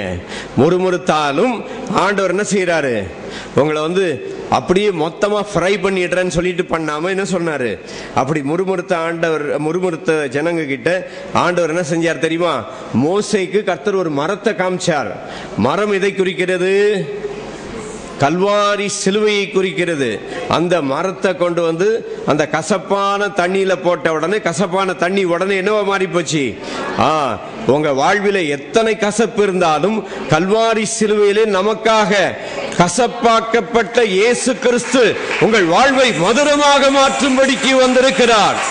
ஆகவே அவரை நோக்கி பார்க்க, ஹல்லேலூயா, உங்கள் வாழ்வின் எல்லா கசப்புகளையும் ஆண்டவர் இயேசு மதுரமாக மாற்றும்படிக்கு அவர் கசப்பான காடியை அங்கே கல்வாரி சிலுவையிலே ருசி பார்த்தார். உங்கள் வாழ்வில் இருக்கிற எல்லா கசப்பை நீக்கும்படிக்கு ஆண்டவர் இயேசு இந்த உலகத்தில் வந்தார். அப்புறம் என்ன நடந்தது? அந்த மரத்தை எடுத்து தண்ணியில போட்டவன கசப்பான தண்ணினா தண்ணியா மாறி போச்சு, மதுரமான தண்ணியா மாறி போச்சு. அதனால உங்கள் வாழ்விலே எவ்வளவு கசப்பான காரியங்கள் இருந்தாலும் இயேசு எனக்காக கல்வாரி சிலுவையிலே அந்த கசப்பை ருசி பார்த்தார். ஆகவே நான் கசப்பாய் இருக்க வேண்டிய அவசியம் இல்லை. ஆண்டவர் இயேசுவினுடைய எல்லா சாபங்களையும் சிலுவையிலே சுமந்து விட்டார். ஆகவே என்மேல் எந்த சாபமும் இருக்க வேண்டிய அவசியமே இல்லை. ஹல்லேலூயா. இயேசு என்ன செஞ்சிட்டாரு? எல்லா சாபத்தையும் சுமந்துட்டாரு. ஏதாவது ஒரு சாபத்தை விட்டு வச்சிருக்கிறாரா? அப்படி ஏதாவது ஒன்ன விட்டு வச்சிருந்தாருன்னா அதை மட்டும் நீங்க சந்தோஷமா வீட்டுக்கு போகும்போது எடுத்துட்டு போங்க. ஆனா இயேசு என்ன செய்யல? ஒரு சாபத்தையும் விட்டு வைக்கல, ஒரு பலவீனத்தையும் விட்டு வைக்கல. ஹல்லேலூயா. எல்லா சாபத்தையும் எல்லா பலவீனத்தையும் உலகத்தின் எல்லா பாவங்களையும் அவர் ஏற்றுக்கொண்டார். ஆகவே எல்லா பாவத்திற்கும் குற்ற நிவாரண பலியாக இயேசு நமக்காக மரித்து உங்களை என்னையும் ஆக்கினை தீர்ப்பில் இருந்தும் அந்த குற்றத்திற்குண்டான தண்டனையிலிருந்து கர்த்தர் நம்மை தப்பிவிட்டார். இயேசு நம்முடைய தண்டனையை ஏற்றுக்கொண்டார். ஆகவே இயேசு நம்முடைய நியாய தீர்ப்பை ஏற்றுக்கொண்டபடினாலே இன்னைக்கு இயேசுவை ஏற்றுக்கொண்ட விசுவாசிகளுக்கு பாவத்தின் நிமித்த நியாய தீர்ப்பு கிடையாது. நியாய தீர்ப்போ ஆக்கினை தீர்ப்போ இயேசுவை ஏற்றுக்கொண்ட விசுவாசிக்கு கிடையாது. ஏனென்றால் குற்றம் இல்லாதவர், பாவம் இல்லாதவர், பாவம் செய்யாதவர் நம்முடைய பாவத்திற்கு வர வேண்டிய எல்லா ஆக்கினை தீர்ப்பையும் சாபத்தையும் என்ன செய்தார்? ஏற்றுக்கொண்டார். இப்படி செங்கடலை கடந்து வந்தாங்க. தண்ணி கசப்பா இருந்துச்சு, தண்ணியை மதுரமா மாத்தி விட்டுட்டாரு. இப்ப அடுத்த பிரச்சனை வருது வீட்டுல. அடுத்த பிரச்சனை என்ன பிரச்சனை வருது? காலையில எந்திரிச்சா என்ன இல்லை? சர்க்கரை இல்லை, காப்பி தூள் இல்லை, டீ இல்லை, அது இல்லை, இது இல்லை. சே, இது என்னடா இது? எந்திரிச்சா எப்போ பார்த்தாலும் இந்த டப்பா காலி, கடுகு இல்லை, வெந்தயம் இல்லை, உளுத்தம்பருப்பு இல்லை, அது இல்லை, இது இல்லை, எல்லாமே இல்லை இல்லையாவே போச்சு இல்லையா? அப்படி இல்லை. ஆண்டவர் இயேசு உங்கள் வாழ்வில் இருக்கிற எல்லா குறைவுகளையும் நிறைவாக்க தான் அவர் தரித்திரத்தோடு சிலுவையிலே தொங்கினார். உங்கள் எல்லா குறைவுகளையும் நிறைவாக்குவதற்கு அவர்கள் முறுமுறுத்து எண்ணத்தை குடிப்போம் என்று சொன்னார்கள். என்னத்தை குடிப்போம் நான் சொல்ற அப்படின்னு சொல்லி ஆண்டவர் என்ன பண்ணாரு? கசப்பான தண்ணீரை மதுரமான தண்ணியாய் மாற்றி கொடுத்தார். அங்க பக்கத்துல தான் அங்கே இருக்குது பாருங்க. 27ஆம் வசனத்துல என்ன போட்டிருக்கு தெரியுமா? பின்பு அவர்கள் ஏலிமுக்கு வந்தார்கள். அங்கே 12 ஊற்றுகளும் 70 பேரீச்ச மரமும் இருந்தது. 12 ஊற்று பக்கத்துல தான் இருக்குது, பேரிச்சம்பழமும் பக்கத்துல தான் இருக்குது. ஆனா அந்த கல்வாரி சிலுவை மரமாகிய அந்த மரத்தை எடுத்து தண்ணியில போடுற வரைக்கும் தண்ணியும் தெரியல, பேரிச்சமும் தெரியல. அதே போல உங்கள் வாழ்விலே கர்த்தர் என்ன செய்ய விரும்புகிறார்? நன்மை செய்ய விரும்புகிறார். ஹல்லேலூயா. அது மட்டும் இல்ல, கவனிங்க. இப்ப தண்ணி இல்ல, தண்ணி கிடைச்சிச்சு. அடுத்த பிரச்சனை என்ன தெரியுமா உங்களுக்கு? யாத்திராகமம் 16ஆம் அதிகாரத்துல போட்டிருக்குது. அங்கதான் அதுதான் முதல்ல படிச்சேன். நாங்க இறைச்சி பாத்திரத்துக்கிட்ட உட்காந்து நாங்க என்ன செஞ்சோம்? எகிப்துல திருப்தியா சாப்பிட்டோன்னு போய் சொல்றான். எகிப்துல அங்க ஒன்னும் கிடைக்காததுனாலதான் ஜே ஜே ஜே ஜேன்னு என்ன பண்ணீங்க வந்தாங்க. செங்கடல் பிளந்து 2ஆக்கப்பட்டு சந்தோஷமா பாட்டு பாடிட்டு வந்தாங்க. ஆனா திரும்பி வந்துட்டா இங்க வந்தா என்ன கிடைக்கல? வனாந்திரத்துல தண்ணி கிடைக்கல. அடுத்தது என்ன கிடைக்கல? சாப்பாடு இல்லைன்னுட்டு மோசே கிட்ட போய் சண்டை போடுறாங்க. மோசே கிட்ட போய் இந்த வனாந்திரத்துல எங்களை ஏன் அழைத்து கொண்டு வந்தீர் என்று கேட்டார்கள். அப்போ ஆண்டவர் என்ன சொன்னார் தெரியுமா? கர்த்தர் மோசேயை நோக்கி, நான் உங்களுக்கு வானத்திலிருந்து அப்பத்தை என்ன செய்வேன்? வருஷிக்க பண்ணுவேன். சொல்லுங்க, எல்லாரும் சேர்ந்து சொல்லுங்க. வானத்திலிருந்து அப்பத்தை வருஷிக்க பண்ணுவேன். அது அர்த்தம் என்னன்னா, உன் கை, உன் சம்பாத்தியம், உன் திறமை இருக்குதோ இல்லையோ, கர்த்தர் உங்களை அன்றன்றுள்ள அப்பத்தை தந்து போஷிக்கிறவராய் இருக்கிறார். ஹல்லேலூயா. எகிப்துல கஷ்டப்பட்டு நீ உழைச்சாலும் திருப்தியா உனக்கு சாப்பாடு கிடைக்கும் கேரண்டி கிடையாது. இந்த எகிப்தியாக உலகத்துல நீ எவ்வளவுதான் கஷ்டப்பட்டு உழைச்சாலும் பாக்கெட்ல மீதி பைசா நின்னா மாதிரி தெரியல. ஆனா ஆண்டவர் இயேசு என்ன செய்ய விரும்புகிறார்? இலவசமாய் வானத்திலிருந்து உங்களுக்கு காலையில போய் மன்னாவை பொறுக்கிறதுக்கு சோம்பேறித்தனமா இருந்துச்சுன்னா நேரா வானத்தை பார்த்து ஆன்னு வாயை திறந்துக்கிட்டு போனா வாயிலேயே வந்து மன்னா விழுந்தாலும் என்ன செய்யும்? விழும். உங்களுக்கு அவ்வளோ சோம்பேறித்தனமா இருந்தா. ஆனா போஷிக்கிறவர் யாரு? கர்த்தர் நம்மை போஷிக்கிறவர். சொல்லுங்க, யார் நம்மை போஷிக்கிறது? யாரு? ஏன் திறமை, ஏன் சம்பாத்தியம் சொல்லாதீங்க. ஏன் கைபலன், என் சாமர்த்தியம் இதை செய்தது என்று உன்னுடைய இருதயத்தில் நீ சொல்லாதன்னு போட்டிருக்குது. எங்க? உபாகமம் 8:18. அவரே உனக்கு ஐஸ்வர்யத்தை சம்பாதிக்கிறதுக்குரிய பலத்தை கொடுக்கிறவர். ஆனாலும் இந்த ஜனங்களுக்கு நம்பிக்கை இல்லை. என்ன செஞ்சாங்க தெரியுமா? ஆண்டவர் சொல்றார், நான் வானத்திலிருந்து என்ன செய்வேன்? அப்பத்தை என்ன செய்வேன்? வர்ஷிக்க பண்ணுவேன். எத்தனை ஜனம் இருக்குது? குறைஞ்சது ஒரு 30 லட்சம் ஜனம் இருக்குது. 30 உங்க வீட்டில் ஒரு 3 பேர் இருப்பாங்களா? இல்ல 30 பேர் இருப்பாங்களா? ஏங்க, உங்க வீட்டில் ஒரு 30 பேர் இருப்பாங்களா? இந்த 30 பேரை போஷிக்கிறதுக்கு எவ்வளோ பெரிய பிரச்சனை. நான் ஜாஸ்தி சொல்லிட்டேன், 30 இல்லை, 3 பேர், 5 பேர், 6 பேர். ஒரு சில வீட்டில் பார்த்தீங்கன்னா ஒரு பிள்ளை தான். ஒரு பிள்ளைன்னு கணக்கு வச்சா ஒரு வீட்டுக்கு எத்தனை பேர் தான் ஆச்சு? 3 பேர் தான் ஆச்சு. இதை நடத்துறதுக்கு ஒவ்வொரு வீட்டில் எத்தனை பாடு தெரியுமா? பால் வாங்க காசு இல்லை, அரிசி வாங்க காசு இல்லை, கறி வாங்க காசு இல்லை, வெங்காயம் வாங்க காசு இல்லை, தக்காளி வாங்க என்ன இல்லை, காசு இல்லைன்னு சொல்லி பலவிதமான வருத்தங்கள். ஆனால் ஆண்டவர் இயேசு என்ன செஞ்சாரு? இலவசமாக வானத்திலிருந்து என்ன பொழிய பண்ணினார்? விடியற்காலத்தில் கர்த்தருடைய மகிமையை காண்பீர்கள். கர்த்தருக்கு விரோதமான உங்கள் முறுமுறுப்பை கேட்டார். நீங்கள் எங்களுக்கு விரோதமாய் முறுமுறுக்கிறதற்கு நாங்கள் எம்மாத்திரம் அப்படின்னு சொல்லி மோசே சொன்னான். சாயங்காலத்தில் இறைச்சியை புசித்து விடியற்காலத்தில் அப்பத்தால் திருப்தியாகி நான் உங்கள் தேவனாகிய கர்த்தர் என்பதை அறிந்து கொள்வீர்கள் என்று சொல் என்றார். அப்ப சாயங்காலத்தில் காடைகள் வந்து விழுந்து பாளையத்தை மூடிக்கொண்டது. விடியற்காலத்தில் பாளையத்தை சுற்றி பனி பெய்திருந்தது. பெய்திருந்த பனி நீங்கின பின் இதோ வனாந்திரத்தின் மீதெங்கும் உருட்சியான சிறிய வஸ்து உறைந்த பனிக்கட்டி பொடி எத்தனையாக தரையின் மேல் கிடந்தது. இஸ்ரவேல் புத்திரர் அதை கண்டு அது இன்னதென்று அறியாதென்று ஒருவரையொருவர் பார்த்து, சொல்லுங்க இது என்ன, சொல்லுங்க இது என்ன, இது என்ன, இது என்ன, இது என்னன்னு சொல்லி 40 வருஷம் அது என்னன்னு தெரியாமலே வனாந்திரம் ஃபுல்லா சாப்பிட்டானுங்க. ஹலோ, கவனிச்சிங்களா? இது என்ன, அது என்னன்னு சொல்லிட்டு அது என்னன்னு சொல்லி மன்னாவை என்ன செஞ்சிட்டாங்க? டெய்லி அது என்ன, அது என்ன மன்னான்னு சொன்னா அது அர்த்தம் என்னது? இது என்னன்னு அர்த்தம், வேற ஒன்றும் இல்லை. விளங்குதா? டெய்லி காலையில் எழுந்திரிச்சு இது என்ன, இது என்ன, இது என்ன, இது என்னன்னு சொல்லிட்டு இயேசுனா யாருன்னு தெரியாமலே 40 வருஷம் வண்ணாந்திரத்துல மன்னாவை சாப்பிட்டுட்டான். அது மட்டும் இல்லாம இது என்ன, இது என்னன்னு தெரியாமலே தண்ணி கிடைக்காத போன இடத்துல, கசப்பா இருந்த தண்ணீர்ல மோசே ஒரு மரத்தை போட்டான். அது என்னவா மாறிடுச்சு? மதுரமா மாறிடுச்சு. ஆனா அவர்களை காட்டிலும் நீங்களும் நானும் விசேஷித்தவர்கள். மோசே மரத்தை போட்டானே தவிர மோசைக்கு அது சிலுவை மரம் மோசைக்கு தெரியுமா? மோசைக்கு தெரியாது.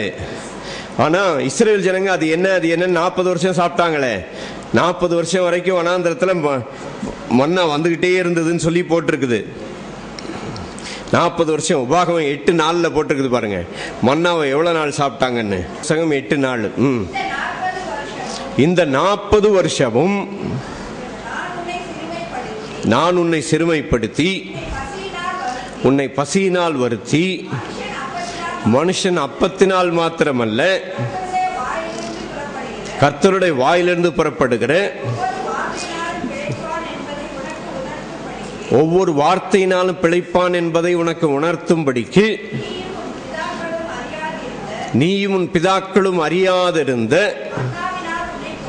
மன்னாவினால் உன்னை போஷித்தார். எத்தனை வருஷம் போஷித்தாரு? 40 வருஷம்.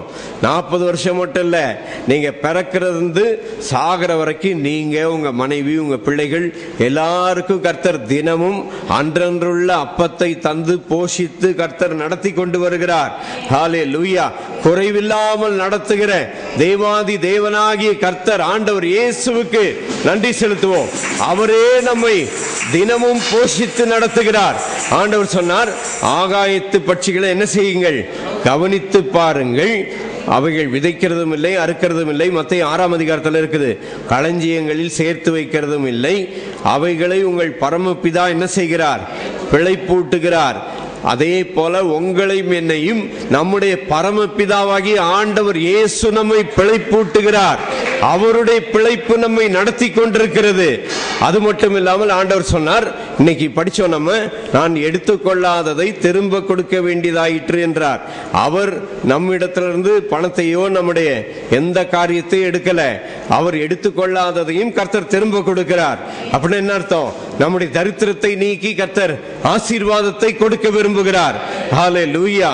நீ அறியாதிருந்த மன்னாவால் உன்னை என்ன செய்கிறார்? போஷிக்கிறார். தினமும் காலையில அன்றன்றுள்ள தேவைகளை கர்த்தர் சந்தித்து நடத்துகிறார். நீங்க வேலை செய்யறீங்களோ வேலை செய்யலையோ, எத்தனை நாள் உடம்பு சரியில்லாம வேலைக்கு போகாம வீட்டில் இருந்திருக்கிறீங்க, கர்த்தர் உங்களை போஷித்தாரா போஷிக்கலையா? ஒவ்வொரு நாளும் கர்த்தர் நம்ம என்ன செய்கிறார்? போஷித்து கர்த்தர் நம்மை பராமரித்து கர்த்தர் நம்மை நடத்துகிற ஆண்டவராய் இருக்கிறார். அததான் யோபு 10:12 யோபு சொல்றான், நீர் எனக்கு ஜீவனை தந்தது மட்டுமல்லாமல் தயவையும் பாராட்டினீர், உம்முடைய பராமரிப்பு என்னுடைய ஆவியை காப்பாற்றினது என்று யோபு சொல்லுகிறான். அதனால அவர்கள் என்ன செய்வார்கள்? இந்த மன்னாவை தினமும் தினமும் பெற்றுக்கொள்வார்கள். அந்த கர்த்தர் சொல்றார் 23ஆம் வசனத்துல, கர்த்தர் சொன்னது இதுதான், நாளைக்கு கர்த்தருக்கு பரிசுத்த ஓய்வு நாளாகிய ஓய்வு, நீங்கள் சுட வேண்டியதை சுட்டு வேவிக்க வேண்டியதை வேவிக்க வைத்து மீதியானதை நாளை மட்டும் உங்களுக்கு வைத்துக் கொள்ளுங்கள் என்றான். சொல்லிட்டு ஆண்டவர் என்ன சொல்றாரு? நாளைக்கு போய் மண்ணா பொறுக்க போவாத, அதை மண்ணாவை பொறுக்க போய் நீ நாளைக்கு போய் எடுத்து வச்சீங்கன்னா என்ன ஆகும்? நீங்க கவனிக்கிறீங்களா? அன்னைக்கு சனிக்கிழமை ஓய்வு நாள். சனிக்கிழமை ஓய்வு நாள்னா வெள்ளிக்கிழமை 2 நாளைக்கு மண்ணா எடுத்துக்கலாம். வெள்ளிக்கிழமை 2 நாளைக்கு எடுத்து வச்சா சனிக்கிழமை என்ன செய்யாது? கெட்டு போகாம இருக்கும். ஆனா ஓய்வு நாள்ல மண்ணா என்ன செய்யாது? கிடைக்காது. ஓய்வு நாள்ல மண்ணா வராது. அதனால வெள்ளிக்கிழமையே கர்த்தர் என்ன செஞ்சிடறாரு? 2 மடங்கு ஆசீர்வாதத்தை கர்த்தர் கொடுத்துடுறாரு. அதை இன்னைக்கு நம்ம கணக்கில் எடுத்துக்கிட்டோம்னா ஞாயிற்றுக்கிழமை தான் நமக்கு ஓய்வு நாள் இல்லை, நமக்கு உயிர்த்தெழுந்த நாள் ஞாயிற்றுக்கிழமை நாள் தான் நம்ம கர்த்தரை ஆராதிக்கிறோம். ஞாயிற்றுக்கிழமை நீங்க வேலைக்கு போகாம இருந்தீங்கன்னா உங்களுக்கு தேவையான வருமானத்தை கர்த்தர் என்ன செஞ்சிடறாரு? சனிக்கிழமையே கர்த்தர் கொடுத்துடுறாரு. சனிக்கிழமையே எதுக்கு சேர்த்து கொடுக்கிறாரு? ஞாயிற்றுக்கிழமைக்கு மட்டும் இல்ல, திங்கக்கிழமைக்கு சேர்த்து கொடுத்துடுறாருன்னு சொல்லி இங்க போட்டிருக்குது. 40 வருஷம் அளவும் மன்னாவை புசித்தார்கள். அவர்கள் கானான் தேசத்தின் எல்லையில் சேரும் மட்டும் மன்னாவை புசித்தார்கள். அதனால நீங்க பரலோகம் போய் சேர்றது வரைக்கும் கர்த்தர் உங்களுக்கு தேவையானதை சந்தித்து மீதி வரும்படிக்கு கர்த்தர் என்ன செய்கிறவர்? ஆசீர்வதிக்கிறவர். அவர்களுக்கு வேண்டிய மட்டும், அங்க போட்டிருக்குது 16ஆம் வசனத்துல, அவரவர் புசிக்கும் அளவுக்கு தக்கதாக. கர்த்தர் எப்படி கொடுக்கிறவர் சொல்லுங்க? அவரவர் புசிக்கும் அளவுக்கு தக்கதாக. நீங்க எவ்வளவு சாப்பிடுவீங்களோ அவ்வளவு கர்த்தர் கொடுப்பார். நீங்க நிறைய அதிகமா எடுத்தவனுக்கு மீதியானதும் இல்லை, கொஞ்சமா எடுத்தவனுக்கு குறைவானதும் இல்லை என்று இங்கே சொல்லப்பட்டிருக்கிறது. ஆனா மோசேயின் சொல் கேளாமல் சிலர் அதில் விடியற்காலம் மட்டும் கொஞ்சம் மீதியாய் வைத்தார்கள். அது பூச்சி பிடித்து நாற்றம் எடுத்தது. அவர்கள் மேல் மோசே கோபம் கொண்டான். ஏன்னா அன்னன்னைக்கு மன்னாவா அன்னன்னைக்கு சாப்பிடணும். அன்னைக்கு மன்னா எடுத்து அடுத்த நாளைக்கு வச்சா என்ன செய்யும்? கெட்டு போகும். அதனால ஆண்டவர் அன்றன்றுள்ள அப்பத்தை இன்று எங்களுக்கு தாரும் சொன்னாரோ, இந்த மாதத்தின் அப்பத்தை எங்களுக்கு தாங்க, வருஷத்தின் அப்பத்தை எங்களுக்கு தாங்கன்னு ஜெபம் பண்ண சொன்னாரா? அன்றன்றுள்ள அப்பத்தை இன்று எங்களுக்கு தாரும் என்று சொல்லி அந்தந்த நாளின் தேவைகளை சந்திக்கிற நம்முடைய தேவாதி தேவன் இந்த காலையிலே நம்மத்திலே வந்திருக்கிறார். அதனால உங்கள் வாழ்விலே அன்றன்றுள்ள எல்லா தேவைகளையும், அப்பம் மட்டுமில்ல, உங்களுக்கு, உங்கள் குடும்பத்திற்கு, உங்கள் பிள்ளைகளுக்கு, பள்ளிக்கூடத்திற்கு என்னென்ன தேவை இருக்கிறதோ அந்தந்த நாளின் தேவைகளை கர்த்தர் ஆச்சரியமாக சந்தித்து நடத்துகிற தேவனாய் இருக்கிறார். திருடன் என்ன செய்யறான்? வந்து திருடிட்டு போயிடுவான். ஆனா ஆண்டவர் இயேசு என்ன செய்யறார்? நான் எடுத்துக்கொள்ளாததை திரும்ப கொடுக்க வேண்டியதாயிற்று. அதனால ஆண்டவர் உங்க சரீரத்தில் இருக்கிற சுகத்தை எடுக்கல. ஆண்டவர் உங்க வாழ்வில் இருக்கிற நீங்கள் நல்லா வீட்டில் இருக்கணும்னு சொல்லிட்டு இருக்கக்கூடாதுன்னுட்டு தரித்திரத்தை ஆண்டவர் உங்களுக்கு கொடுக்கல. ஆனா ஆண்டவர் என்ன செய்யறார்? தரித்திரத்தை அவர் கொடுக்கல, சாத்தான் தரித்திரத்தை கொடுக்கிறான். சாத்தான் திருடன் திருடிட்டாலும் நான் எடுத்துக்கொள்ளாததை திரும்ப கொடுக்கிறேன் என்று சொல்லி ஆண்டவர் எடுக்காததை அவர் என்ன செய்கிறார்? திரும்ப கொடுக்கிற ஆண்டவராய் இருக்கிறார். இயேசு கிறிஸ்து நமக்கு சகலத்தையும் திரும்ப கொடுக்கிற ஆண்டவராய் இருக்கிறார். நமக்காக கல்வாரி சிலுவையிலே ஆண்டவர் இயேசு சகலத்தையும் இலவசமாய் செய்து முடித்த அவருடைய உன்னதமான பாக்கியமான கிரியைகளுக்காக எல்லாரும் கர்த்தரை மகிமைப்படுத்துவோம். ஹல்லேலூயா, thank you Lord, glory to Jesus. எல்லாரும் இந்த ஆண்டவர் இயேசுவை மகிமைப்படுத்தலாமா? எல்லாரும் எழுந்து நின்று ஒரு பாடலை பாடி கர்த்தரை மகிமைப்படுத்துவோம். மன்னாவை புசித்து இது என்ன இது என்ன இது என்னன்னு சொல்லிக்கிட்டே 40 வருஷம் மட்டும் தாண்டி வரல. இயேசு கிறிஸ்து இந்த உலகத்துல வர்ற வரைக்கும் அவர் யாருன்னு கண்டுபிடிக்காம இயேசுதான் அந்த மன்னாவாக இந்த உலகத்துல வந்த பிறகு அவரையும் கண்டுபிடிக்காம அவரையும் சிலுவையில் அடிச்சு எங்களுக்கு ராஜா வேண்டாம், எங்களுக்கு ராயன் போதும்னு இயேசுவையும் சேர்ந்து துரத்தி விட்டானுங்க. அவர்களுக்கு தினமும் அங்கே மன்னா கிடைச்சது. அங்கே மன்னா சாப்பிட்டுக்கிட்டே வந்தாங்க. முதல்ல யாத்திராகமம் 15ஆம் அதிகாரத்தில் தண்ணி கசப்பா இருந்துச்சு, மதுரமா மாத்திட்டாரு. அப்புறம் எங்களுக்கு இந்த வனாந்திரத்தில் சாப்பாடு இப்படி கிடைக்கும்னு கேட்டாங்க. அதுக்கும் ஆண்டவர் சொன்னார், காலையில நீங்க வனாந்திரத்தில் வெளியே வீட்டை விட்டு வெளியே போனீங்கன்னா உங்களுக்கு அங்கே பனி மேல பனி போல மன்னா பனி பெய்கிற மாதிரி பெய்யும், உங்களுக்கு இலவசமாக கிடைக்கும்னு சொல்லி ஆண்டவர் இஸ்ரேல் ஜனங்களுக்கு மன்னாவை இலவசமாக கொடுத்து சாப்பிட்டுக்கிட்டே வர்றாங்க. அப்படி சாப்பிட்டுட்டு வந்தப்ப எங்க வந்தாங்க? யாத்திராகமம் 17ஆம் அதிகாரத்தில் அவங்க திடீர்னு வந்தா என்னாச்சு? அங்க தண்ணி கிடைக்கல. அவங்க 17:1 ரெவி தீமிலே பாளையம் இறங்கினார்கள். அங்கே ஜனங்களுக்கு குடிக்க தண்ணீர் இல்லாதிருந்தது. அப்பொழுது ஜனங்கள் மோசையோட வாதாடி, நாங்கள் குடிக்கிறதற்கு எங்களுக்கு தண்ணீர் தர வேண்டும் என்றார்கள்.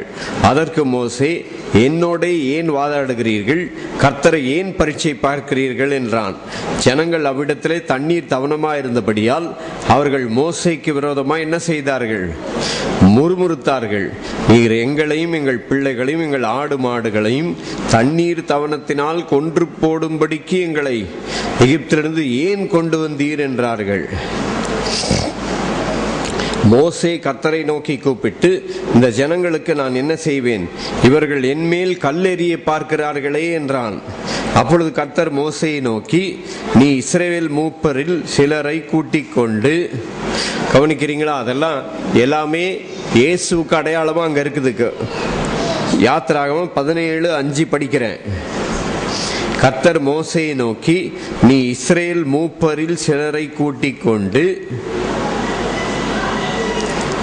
நீ நதியை அடித்த உன் கோலை உன் கையிலே பிடித்து கொண்டு ஜனங்களுக்கு முன்னே நடந்து போ. எங்க அந்த செங்கடலை பிளக்கிறதுக்கு ஒரு கோலை கொண்டு போய் நீட்டின உடனே செங்கடல் பிளந்தது இல்லையா, அந்த கோலை எடுத்துக்கிட்டு போ அப்படின்னு சொல்லி ஆண்டவர் மோசே கிட்ட சொல்றார்.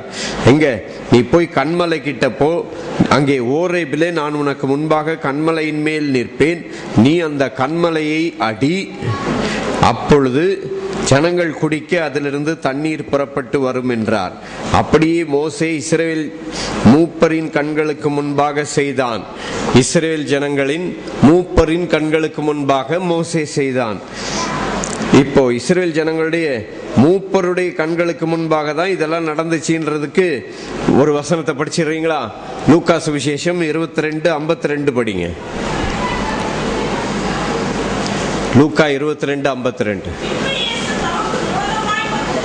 பின்பு இயேசு தமக்கு விரோதமாய் வந்த பிரதான ஆசாரியர்களையும் தேவாலயத்து சேனை தலைவர்களையும் மூப்பர்களையும் நோக்கி,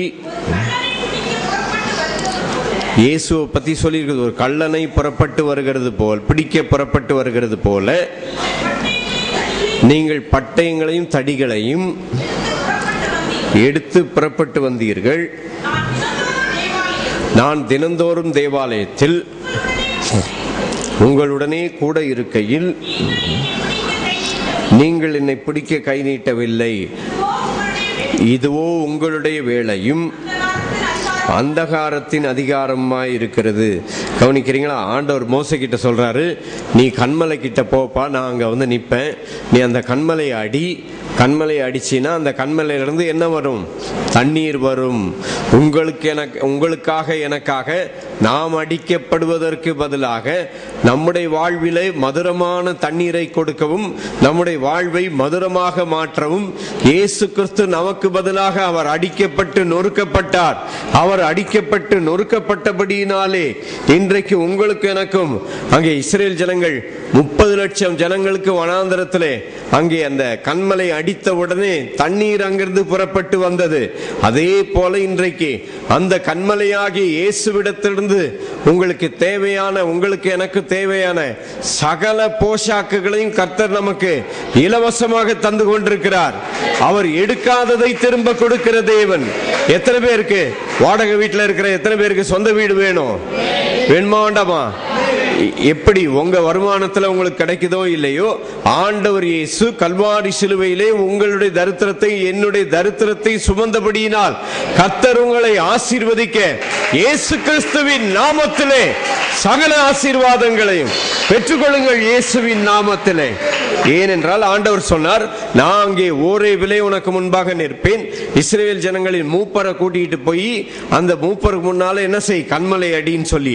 அதே போல இஸ்ரவேல் ஜனங்களும் மூப்பரும் சேர்ந்து எல்லாரும் போய் இயேசுவை எல்லா ஜனங்களும் பார்க்கத்தக்கதாக அவரை அடித்து அவரை நொறுக்கினார்கள். ஆனால் அங்கே பிலாத்து சொல்லுகிறான், ஏரோது சொல்லுகிறான், நான் இவரிடத்தில் ஒரு குற்றத்தையும் காணேன், ஆனாலும் தண்டித்து விடுதலையாக்குவேன். குற்றத்தை காணுமா? தண்டித்து விடுதலை ஆக்குவான. அது என்ன நியாயம் பாத்தீங்களா? இயேசு கல்வாரி சிலுவையிலே அடிக்கப்பட்டது நியாயமா? எங்க இயேசு கிறிஸ்து சிலுவையிலே அடித்து நொறுக்கப்பட்டது நியாயமா? இல்ல. அதே போல நீங்க தரித்திரத்துல, சாபத்துல, வாடகை வீட்டுல இருக்கிறது நியாயமா? இல்ல. நீங்க எத்தனை பேர் விசுவாசிக்கிறீங்களோ அதுபடி ஆகும்.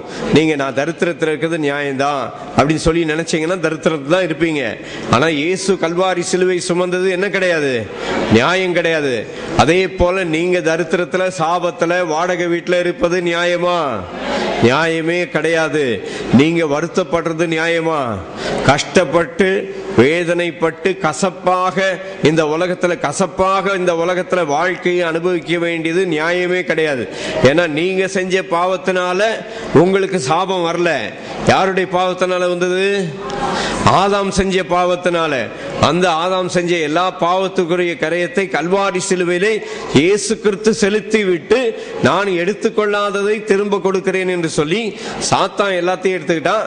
ஆனா நான் எடுக்காததை திரும்ப தருகிறேன் என்று சங்கீதம் 69:4 சொல்லி இருக்கிறதுனால அவர் எடுக்காத தரித்திரத்தை, அவர் நம்மிடத்திலிருந்து தரித்திரத்தை கொடுக்கல, அவர் நம்மிடத்திலிருந்து பலத்தை எடுக்கல, அவர் நம்மிடத்திலிருந்து ஐஸ்வர்யத்தை எடுக்கல. ஆனால் அவர் எடுக்காததை திரும்ப தருகிற ஆண்டவராய் இருக்கிறார். அவர் கொடுக்கிற தேவனாய் இருக்கிறார். நல்லவரும் நன்மை செய்கிறவருமாய் இருக்கிற ஆண்டவர். அவரிடத்தில் எத்தனை பேர் இந்த வாரத்திலே திரும்ப பெற்றுக்கொள்ள விரும்புறீங்க? ஹல்லேலூயா, glory. பலத்தை திரும்ப கொடுக்கிறவர், அடுத்தது ஐஸ்வர்யத்தை திரும்ப கொடுக்கிறவர். என்னென்ன காரியத்தை இழந்து போயிருக்கிறீர்களோ சகலத்தையும் திரும்ப கொடுக்கிறவர். அதுல திரும்ப கொடுக்கறதுல யோவேல் 2:25-26 அதுல போட்டிருக்கு பாருங்க.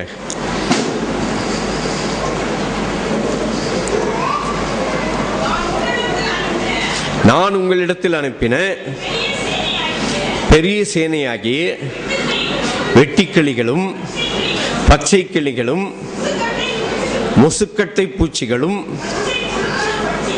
பச்சை புழுக்களும் பட்சித்த வருஷங்களின் விளைவை உங்களுக்கு திரும்ப அளிப்பேன். நீங்க என்னென்னலாம் கர்த்தரனை ஆசீர்வதிக்கணும் நீங்க விரும்பி எதெல்லாம் எதிர்பார்த்தீங்களோ, எதெல்லாம் சாத்தான் திருடிட்டு போயிட்டானோ அது எல்லாத்தையும் கர்த்தர் திரும்ப தருவேன் என்று சொல்லுகிறார். பட்சித்த வருஷத்தை இல்ல, உங்கள் பலவீனத்தினாலேயோ இல்ல சாபத்தினாலேயோ இல்ல, ஒருவேளை நிறைய பேர் நான் குடிச்சிட்டு இருந்தேன் ஏன் முன்னால இப்ப இயேசுவை ஏத்துக்கிட்டேன் அப்படின்னு உங்க வாழ்க்கையில குடியினால ஒரு 5 வருஷம் 10 வருஷத்தை அழிச்சிருந்தீங்கன்னா அந்த 10 வருஷத்தையும் கர்த்தர் திரும்ப கொடுப்பார். ஹல்லேலூயா. அதனால என் வாழ்க்கையெல்லாம் இப்படி சாத்தானால இப்படி பாழா போச்சு அப்படின்னு சொல்லி சாத்தான் திருடிட்டு போயிட்டு இருந்தான்னா ஆண்டவர் இயேசு சொல்றார் திருடன் தான் திரும்பி தரணும்னு சொல்லி இப்போ யாத்திராகமத்திலையும் லேவியராகமத்திலையும் படிச்சோம். ஆனா ஆண்டவர் இயேசு என்ன சொல்றாரு? திருடன் தர வேண்டாம், அவன் தரமாட்டான், அவன் நல்லவன் கிடையாது. ஆனா திரும்பி கொடுக்கிறது யாரு? கர்த்தர் திரும்ப கொடுக்கிறவர். பட்சித்த வருஷங்களை தருவேன் என்று சொல்லுகிறார். எத்தனை பேர் வருஷங்களை எதிர்பார்க்கிறீங்க? ஹல்லேலூயா, glory. ஆண்டவர் நமக்கு திரும்ப கொடுக்கிறவராய் இருக்கிறார். அதுக்கு என்ன சொல்லி இருக்குது? அவர் உன் அக்கிரமங்களை எல்லாம் மன்னித்து உன் நோய்களை எல்லாம் குணமாக்கி உன் பிராணனை அழிவுக்குலைக்கு மீட்டு உன்னை கிருபையினால் இரக்கங்களினால் முடிசூட்டி நன்மையினால் உன் வாயை திருப்தி ஆக்குகிறார்.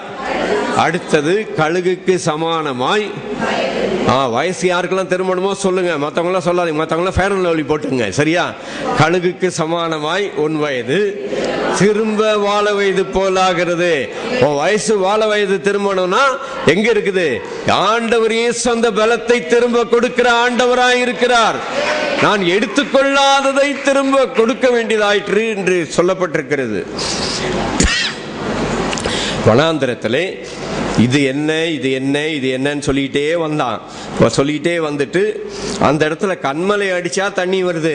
ஆனா அந்த கண்மலை தான் இயேசுன்னு யாருக்கு தெரியாது? மோசேக்கும் தெரியாது, இஸ்ரவேல் ஜனங்களுக்கும் தெரியாது. கவனிக்கிறீங்களா? உங்களுக்காக எனக்காக 1 கொரிந்தியர் 10:4 சொல்லி இருக்குது, அந்த கண்மலை கிறிஸ்துவே. அந்த கிறிஸ்துவே ஆகிய கண்மலை அறியாமல் இருந்தாலும் அவர்கள் நிழலாட்டமாய் அந்த கிறிஸ்துவின் நிழலிலே வந்து கொண்டிருந்தார்கள். ஆனால் நாம் நிஜமான இயேசு கிறிஸ்துவை அறிந்து நமக்காக மரித்து உயிர்த்தெழுந்த ஆண்டவர் இயேசு கிறிஸ்துவின் ஜீவனை பெற்றிருக்கிறோம். அந்த ஜீவன் நிமித்தம் ஆண்டவருக்கு நன்றி சொல்லாமா? ஹல்லேலூயா. இயேசு தம்முடைய ஜீவனை நமக்கு கொடுத்திருக்கிறார். எல்லாரும் சேர்ந்து சொல்லாமா? அவருடைய ஜீவனையே கொடுத்திருக்கிறார். ஹல்லேலூயா. ஆண்டவர் இயேசு அவருடைய ஜீவனை கொடுத்திருக்கிறார். தமது ஜீவனை எனக்கும் அளித்து ஜீவன் பெற்றுக் கொள்ளின்றுரைத்தார். தமது ஜீவனை எனக்கும் அளித்து ஜீவன் பெற்றுக் கொள்ளின்றுரைத்தார். ஆனந்தமே பரமானந்தமே, இது மாபெரும் பாக்கியமே. ஆனந்தமே பரமானந்தமே, இது மாபெரும் பாக்கியமே. இந்த பாதலத்தின் சொந்தக்காரர் அவர் எந்த உள்ளத்தில் சொந்தமானார். இந்த பாதலத்தின் சொந்தக்காரர் அவர் உள்ளத்தில் சொந்தமானார். மகிழ்வோம் மகிழ்வோம் தினமாக மகிழ்வோம், இயேசுராஜ் என்னும் சொந்தமாயினார். மகிழ்வோம் மகிழ்வோம்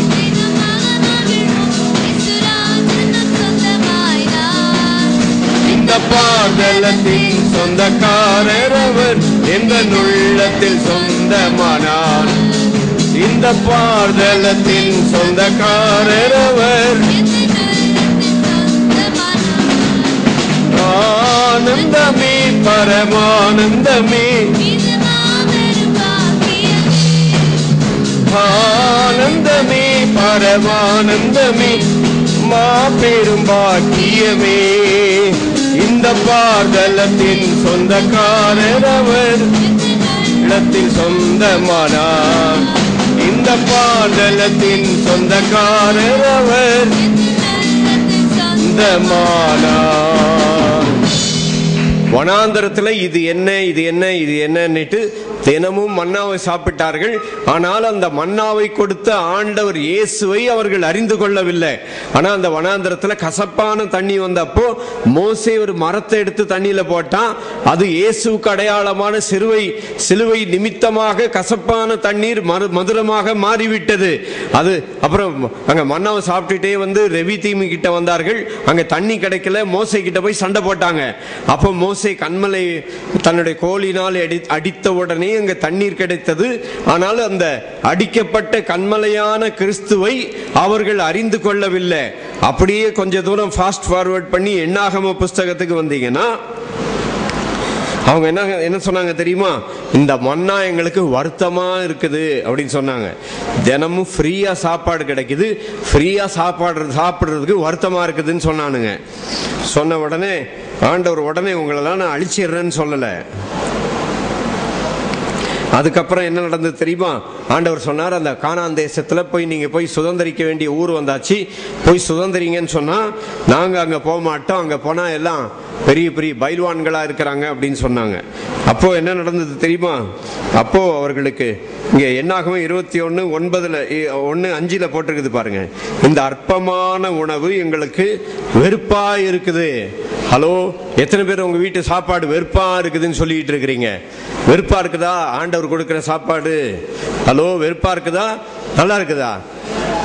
உங்க வீட்டுல எந்த சாப்பாடு கொடுத்தாலும் ஆண்டவரே இந்த ஆகாரம் நீர் தந்தபடியால் உமக்கு நன்றி. எங்க ஒரே ஒரு ஜீவன் தான் மேல பார்க்காது. கோழி என்ன செய்யும்? தண்ணி குடிச்சா என்ன செய்யும்? உடனே மேல பார்க்கும்.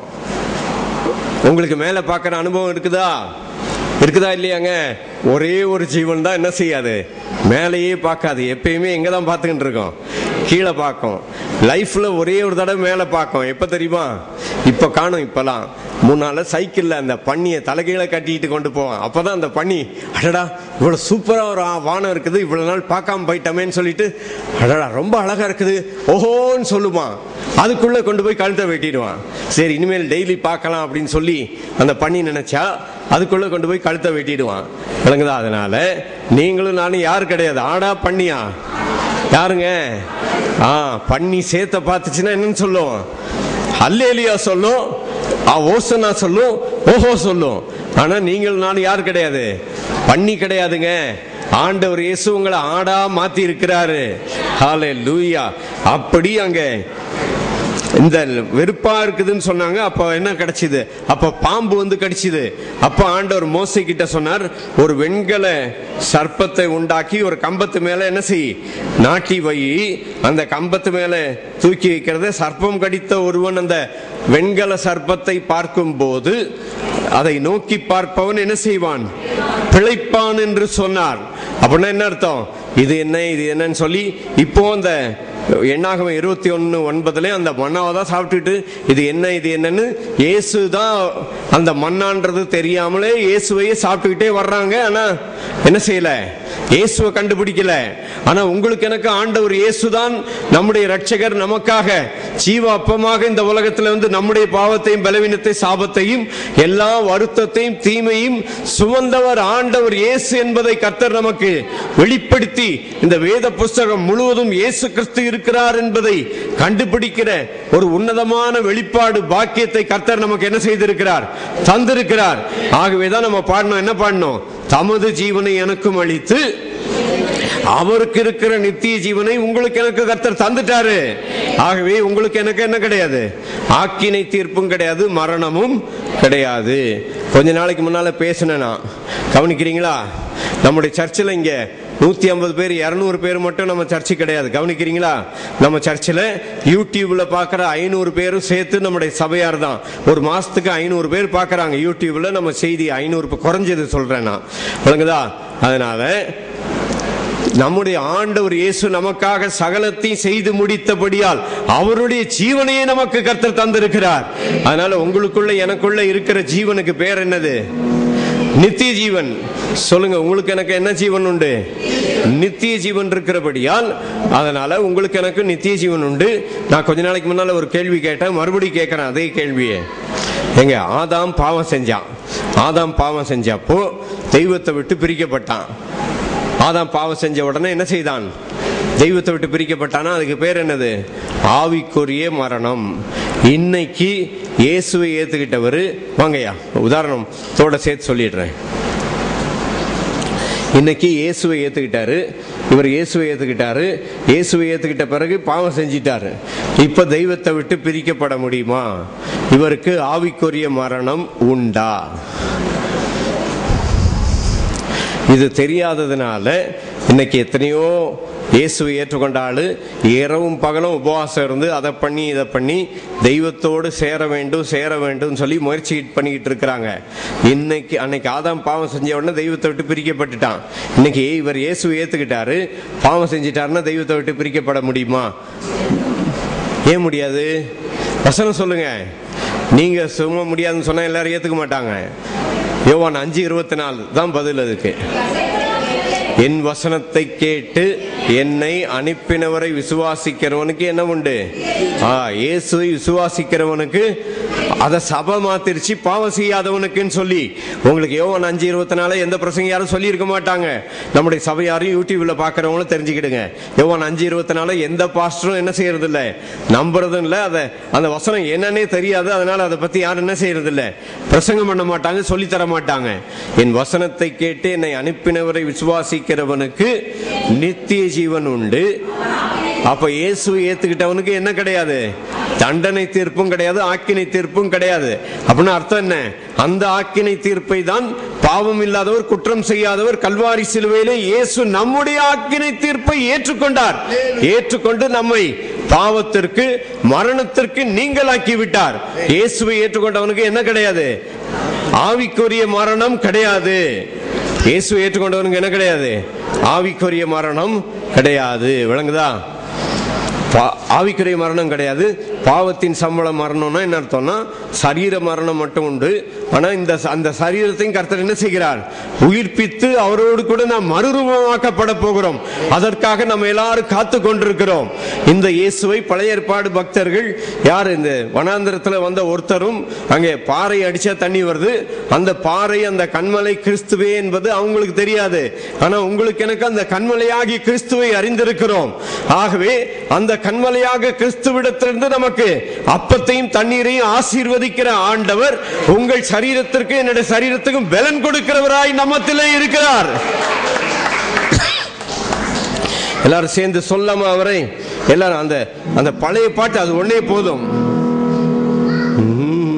தமது ஜீவனை எனக்கும் அளித்து ஜீவன் பெற்றுக்கொள் என்று உரைத்தார்.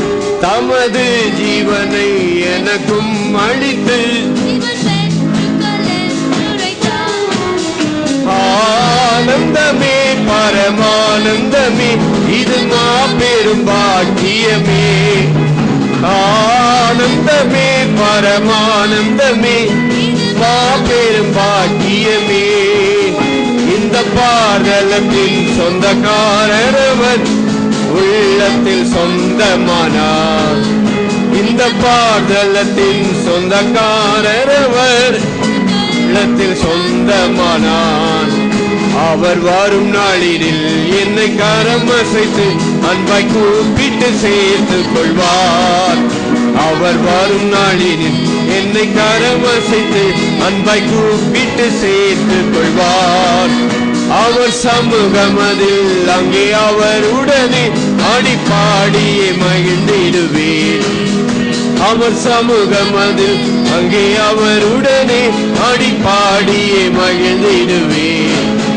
ஆனந்தமே பரமானந்தமே இது மாபெரும் பாக்கியமே.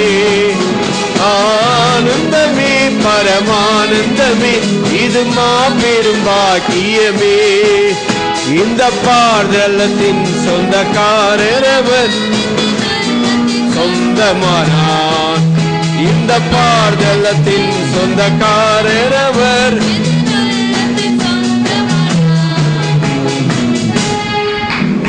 இது என்ன இது என்ன இது என்னன்னு சொல்லி வனாந்தரத்துல வழியில ஒரு வெண்கல சர்ப்பத்தை மோசே உயர்த்தி வச்சான். அந்த சர்ப்பத்தை பார்த்தா சுகம் உண்டாகுது. அப்ப கூட அவங்களுக்கு என்னன்னு தெரியாது, அவர் தான் இயேசுன்னு தெரியுமா? ஆனா உங்களுக்கு எனக்கு இயேசுவை தெரியும். எத்தனை பேருக்கு சந்தோஷம்? இயேசுவை நாம் அறிந்திருக்கிறோம். ஹல்லேலூயா. ஆகவே நம்மாலே சொல்ல முடியும். என்னன்னு சொல்ல முடியும்? எல்லாம் இயேசுவே, எனக்கெல்லாம் இயேசுவே, தொல்லை மிகும் இவ்வுலகில் துணை இயேசுவே. சொல்லுங்க எல்லாரும், தொல்லை மீகும் இவ்வுலகில் துணை இயேசுவே. ஆயனும் சகாயனும் நேயனும் மூவாயனும் எனும் சகாயனும் நேயனும் மூவாயனும் நாயனும் எனக்கன்பாலே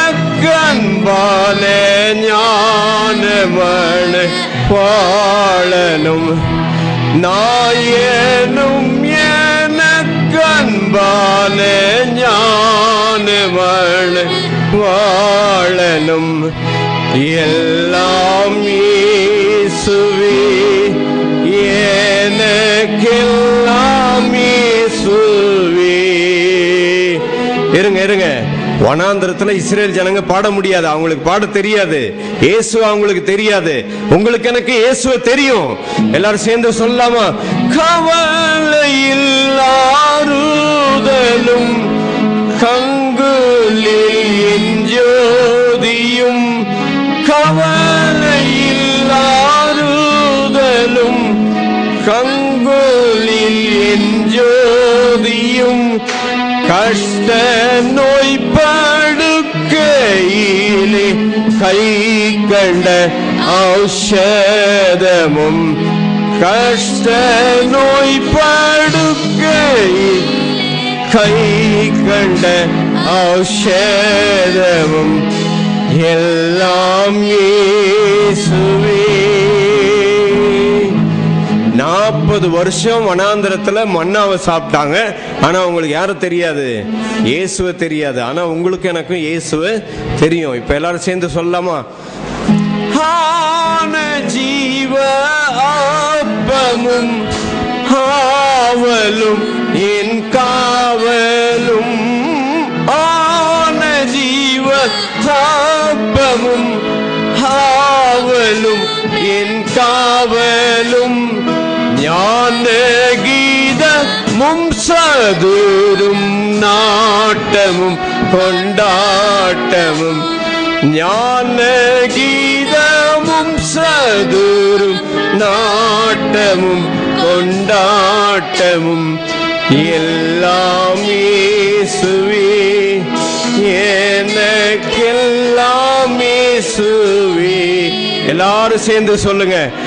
தொல்லை மிகும் இவ்வுலகில் துணை இயேசுவே. தொல்லை மிகும் இவ்வுலகில் இயேசுவே. எல்லாரும் சேர்ந்து சொல்றீங்களா? அணியும் ஆபரணமும் ஆஸ்தியும் சம்பாத்தியமும் அணியும் ஆபரணமும் ஆஸ்தியும் சம்பாத்தியமும் பிணையாளியும் மீட்பரும் என் பிரிய மத்தியஸ்தனும் பிணையாளியும் மீட்பரும் என் பிரிய மத்தியஸ்தனும் எல்லாம் இயேசுவே எனக்கெல்லாம் இயேசுவே. தொல்லை மிகும் இவ்வுலகில் துணை இயேசுவே. போதக பிதாவும் என் போக்கினில் வரத்தினில் போதக பிதாவும் என் போக்கினில் வரத்தினில் ஆதரவு செய்திடும் கூட்டாளியும் என் தோழனும் ஆதரவு செய்திடும் கூட்டாளியும் என் தோழனும் எல்லாம் இயேசுவே எனக்கெல்லாம் இயேசுவே. தொல்லை மிகும் இவ்வுலகில் துணை இயேசுவே தொல்லை மீகும் துணை இயேசுவே. இஸ்ரவேல் ஜனங்க இயேசுவை கண்டுபிடிக்காததுனால இப்ப அவங்கள பாட்டு பாட சொன்னா என்னன்னு பாடியிருப்பாங்கன்னு நினைக்கிறீங்க? என்னன்னு பாடியிருப்பாங்க? எல்லாம் மோசே எனக்கெல்லாம் மோசேன்னு சொல்லி இன்னைக்கு உலகத்துல இருக்கிற எல்லா பிரசங்கியாரும் பிரசங்கம் பண்ணிட்டு இருக்கிறாங்க. இயேசுவை தெரியல. இஸ்ரவேல் ஜனங்களுக்கு இயேசுவை தெரியலன்னா இயேசு அப்ப வரல. ஆனா நமக்கு தெரியலன்னா இன்னும் மக்கா மடையனா இருக்காதீங்க தயவு செய்து. இயேசு இந்த உலகத்துல வந்துட்டாரு. கல்வாரி சிலுவையிலே நமக்காய் நொறுக்கப்பட்டு அறையப்பட்டு ஜீவனை தந்து மரித்தோரிலிருந்து ஆண்டவர் இயேசு உயிர்த்தெழுந்தபடியினால் இன்றைக்கு அவருடைய ஜீவனை நமக்கு தந்திருக்கிறார்.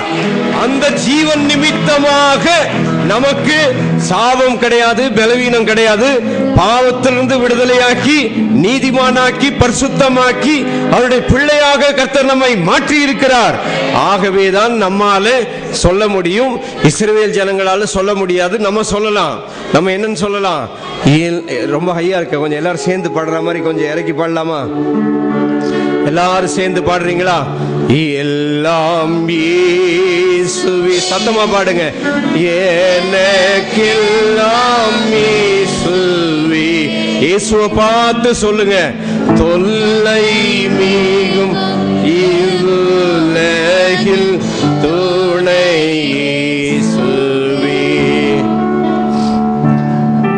வனாந்திரத்திலே வெண்கல சர்ப்பத்தை நோக்கி பார்த்தவன் பிழைத்தான் என்று நிக்கோதேமியிடத்தில் யோவான் சுவிசேஷம் 3ஆம் அதிகாரம் 14ஆம் வசனத்தில் இயேசு நிக்கோதேமு கிட்ட சொன்னாரு, சர்ப்பமானது வனாந்திரத்திலே மோசேயினால் உயர்த்தப்பட்டது போல மனுஷகுமாரன் உயர்த்தப்படும் போது அவரை நோக்கி பார்க்கிறவன் பிழைப்பான் சொல்லி இயேசு தாம் சிலுவையிலே உயர்த்தப்படுவதை குறித்து சொன்னார். வெண்கல சர்ப்பம் என்றால், வெண்கலம் என்றால் நியாய தீர்ப்பு என்ற அர்த்தம். ஆண்டவர் இயேசு நம்முடைய பாவத்திற்கு நாம் நியாயம் தீர்க்கப்பட வேண்டிய இடத்திலே இஸ்ரவேல் ஜனங்கள் பாவம் செய்த பொழுது, சர்ப்பம் கடித்த பொழுது அந்த நியாய தீர்ப்பை இயேசு கிறிஸ்து அடைந்ததுக்கு அடையாளமாக அந்த வெண்கல சர்ப்பத்தை நோக்கி பார்த்தவன் பிழைத்தான். ஆகவே அந்த எத்தனை பேர் அந்த இயேசுவாகி வெண்கல சர்ப்பத்தை நோக்கி பார்க்க விரும்புறீங்க?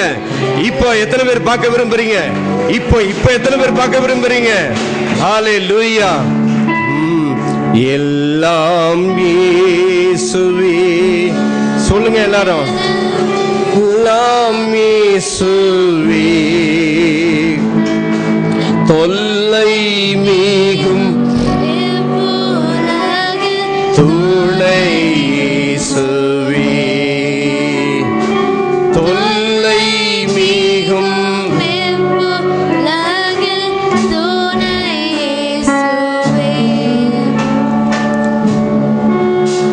இயேசு கிறிஸ்து இந்த உலகத்துல வந்த பொழுது இயேசு சொன்னார் பாருங்க, ஜீவாப்பம் நானே. உங்கள் பிதாக்கள் வனாந்தரத்திலே மன்னாவை புசித்து மரித்தார்கள். இதிலே புசிக்கிறவன் மரியாமல் இருக்கும்படி வானத்திலிருந்து இறங்கின அப்பம் இதுவே. ஆண்டவர் இயேசு சொல்றார், நானே வானத்திலிருந்து இறங்கின அப்பம். இந்த அப்பத்தை புசிக்கிறவன் என்றென்றைக்கும் பிழைப்பான். நான் உலகத்துக்கு கொடுக்கும் அப்பம், உலகத்தின் ஜீவனுக்காக நான் கொடுக்கும் என் மாம்சமே என்றார்கள்.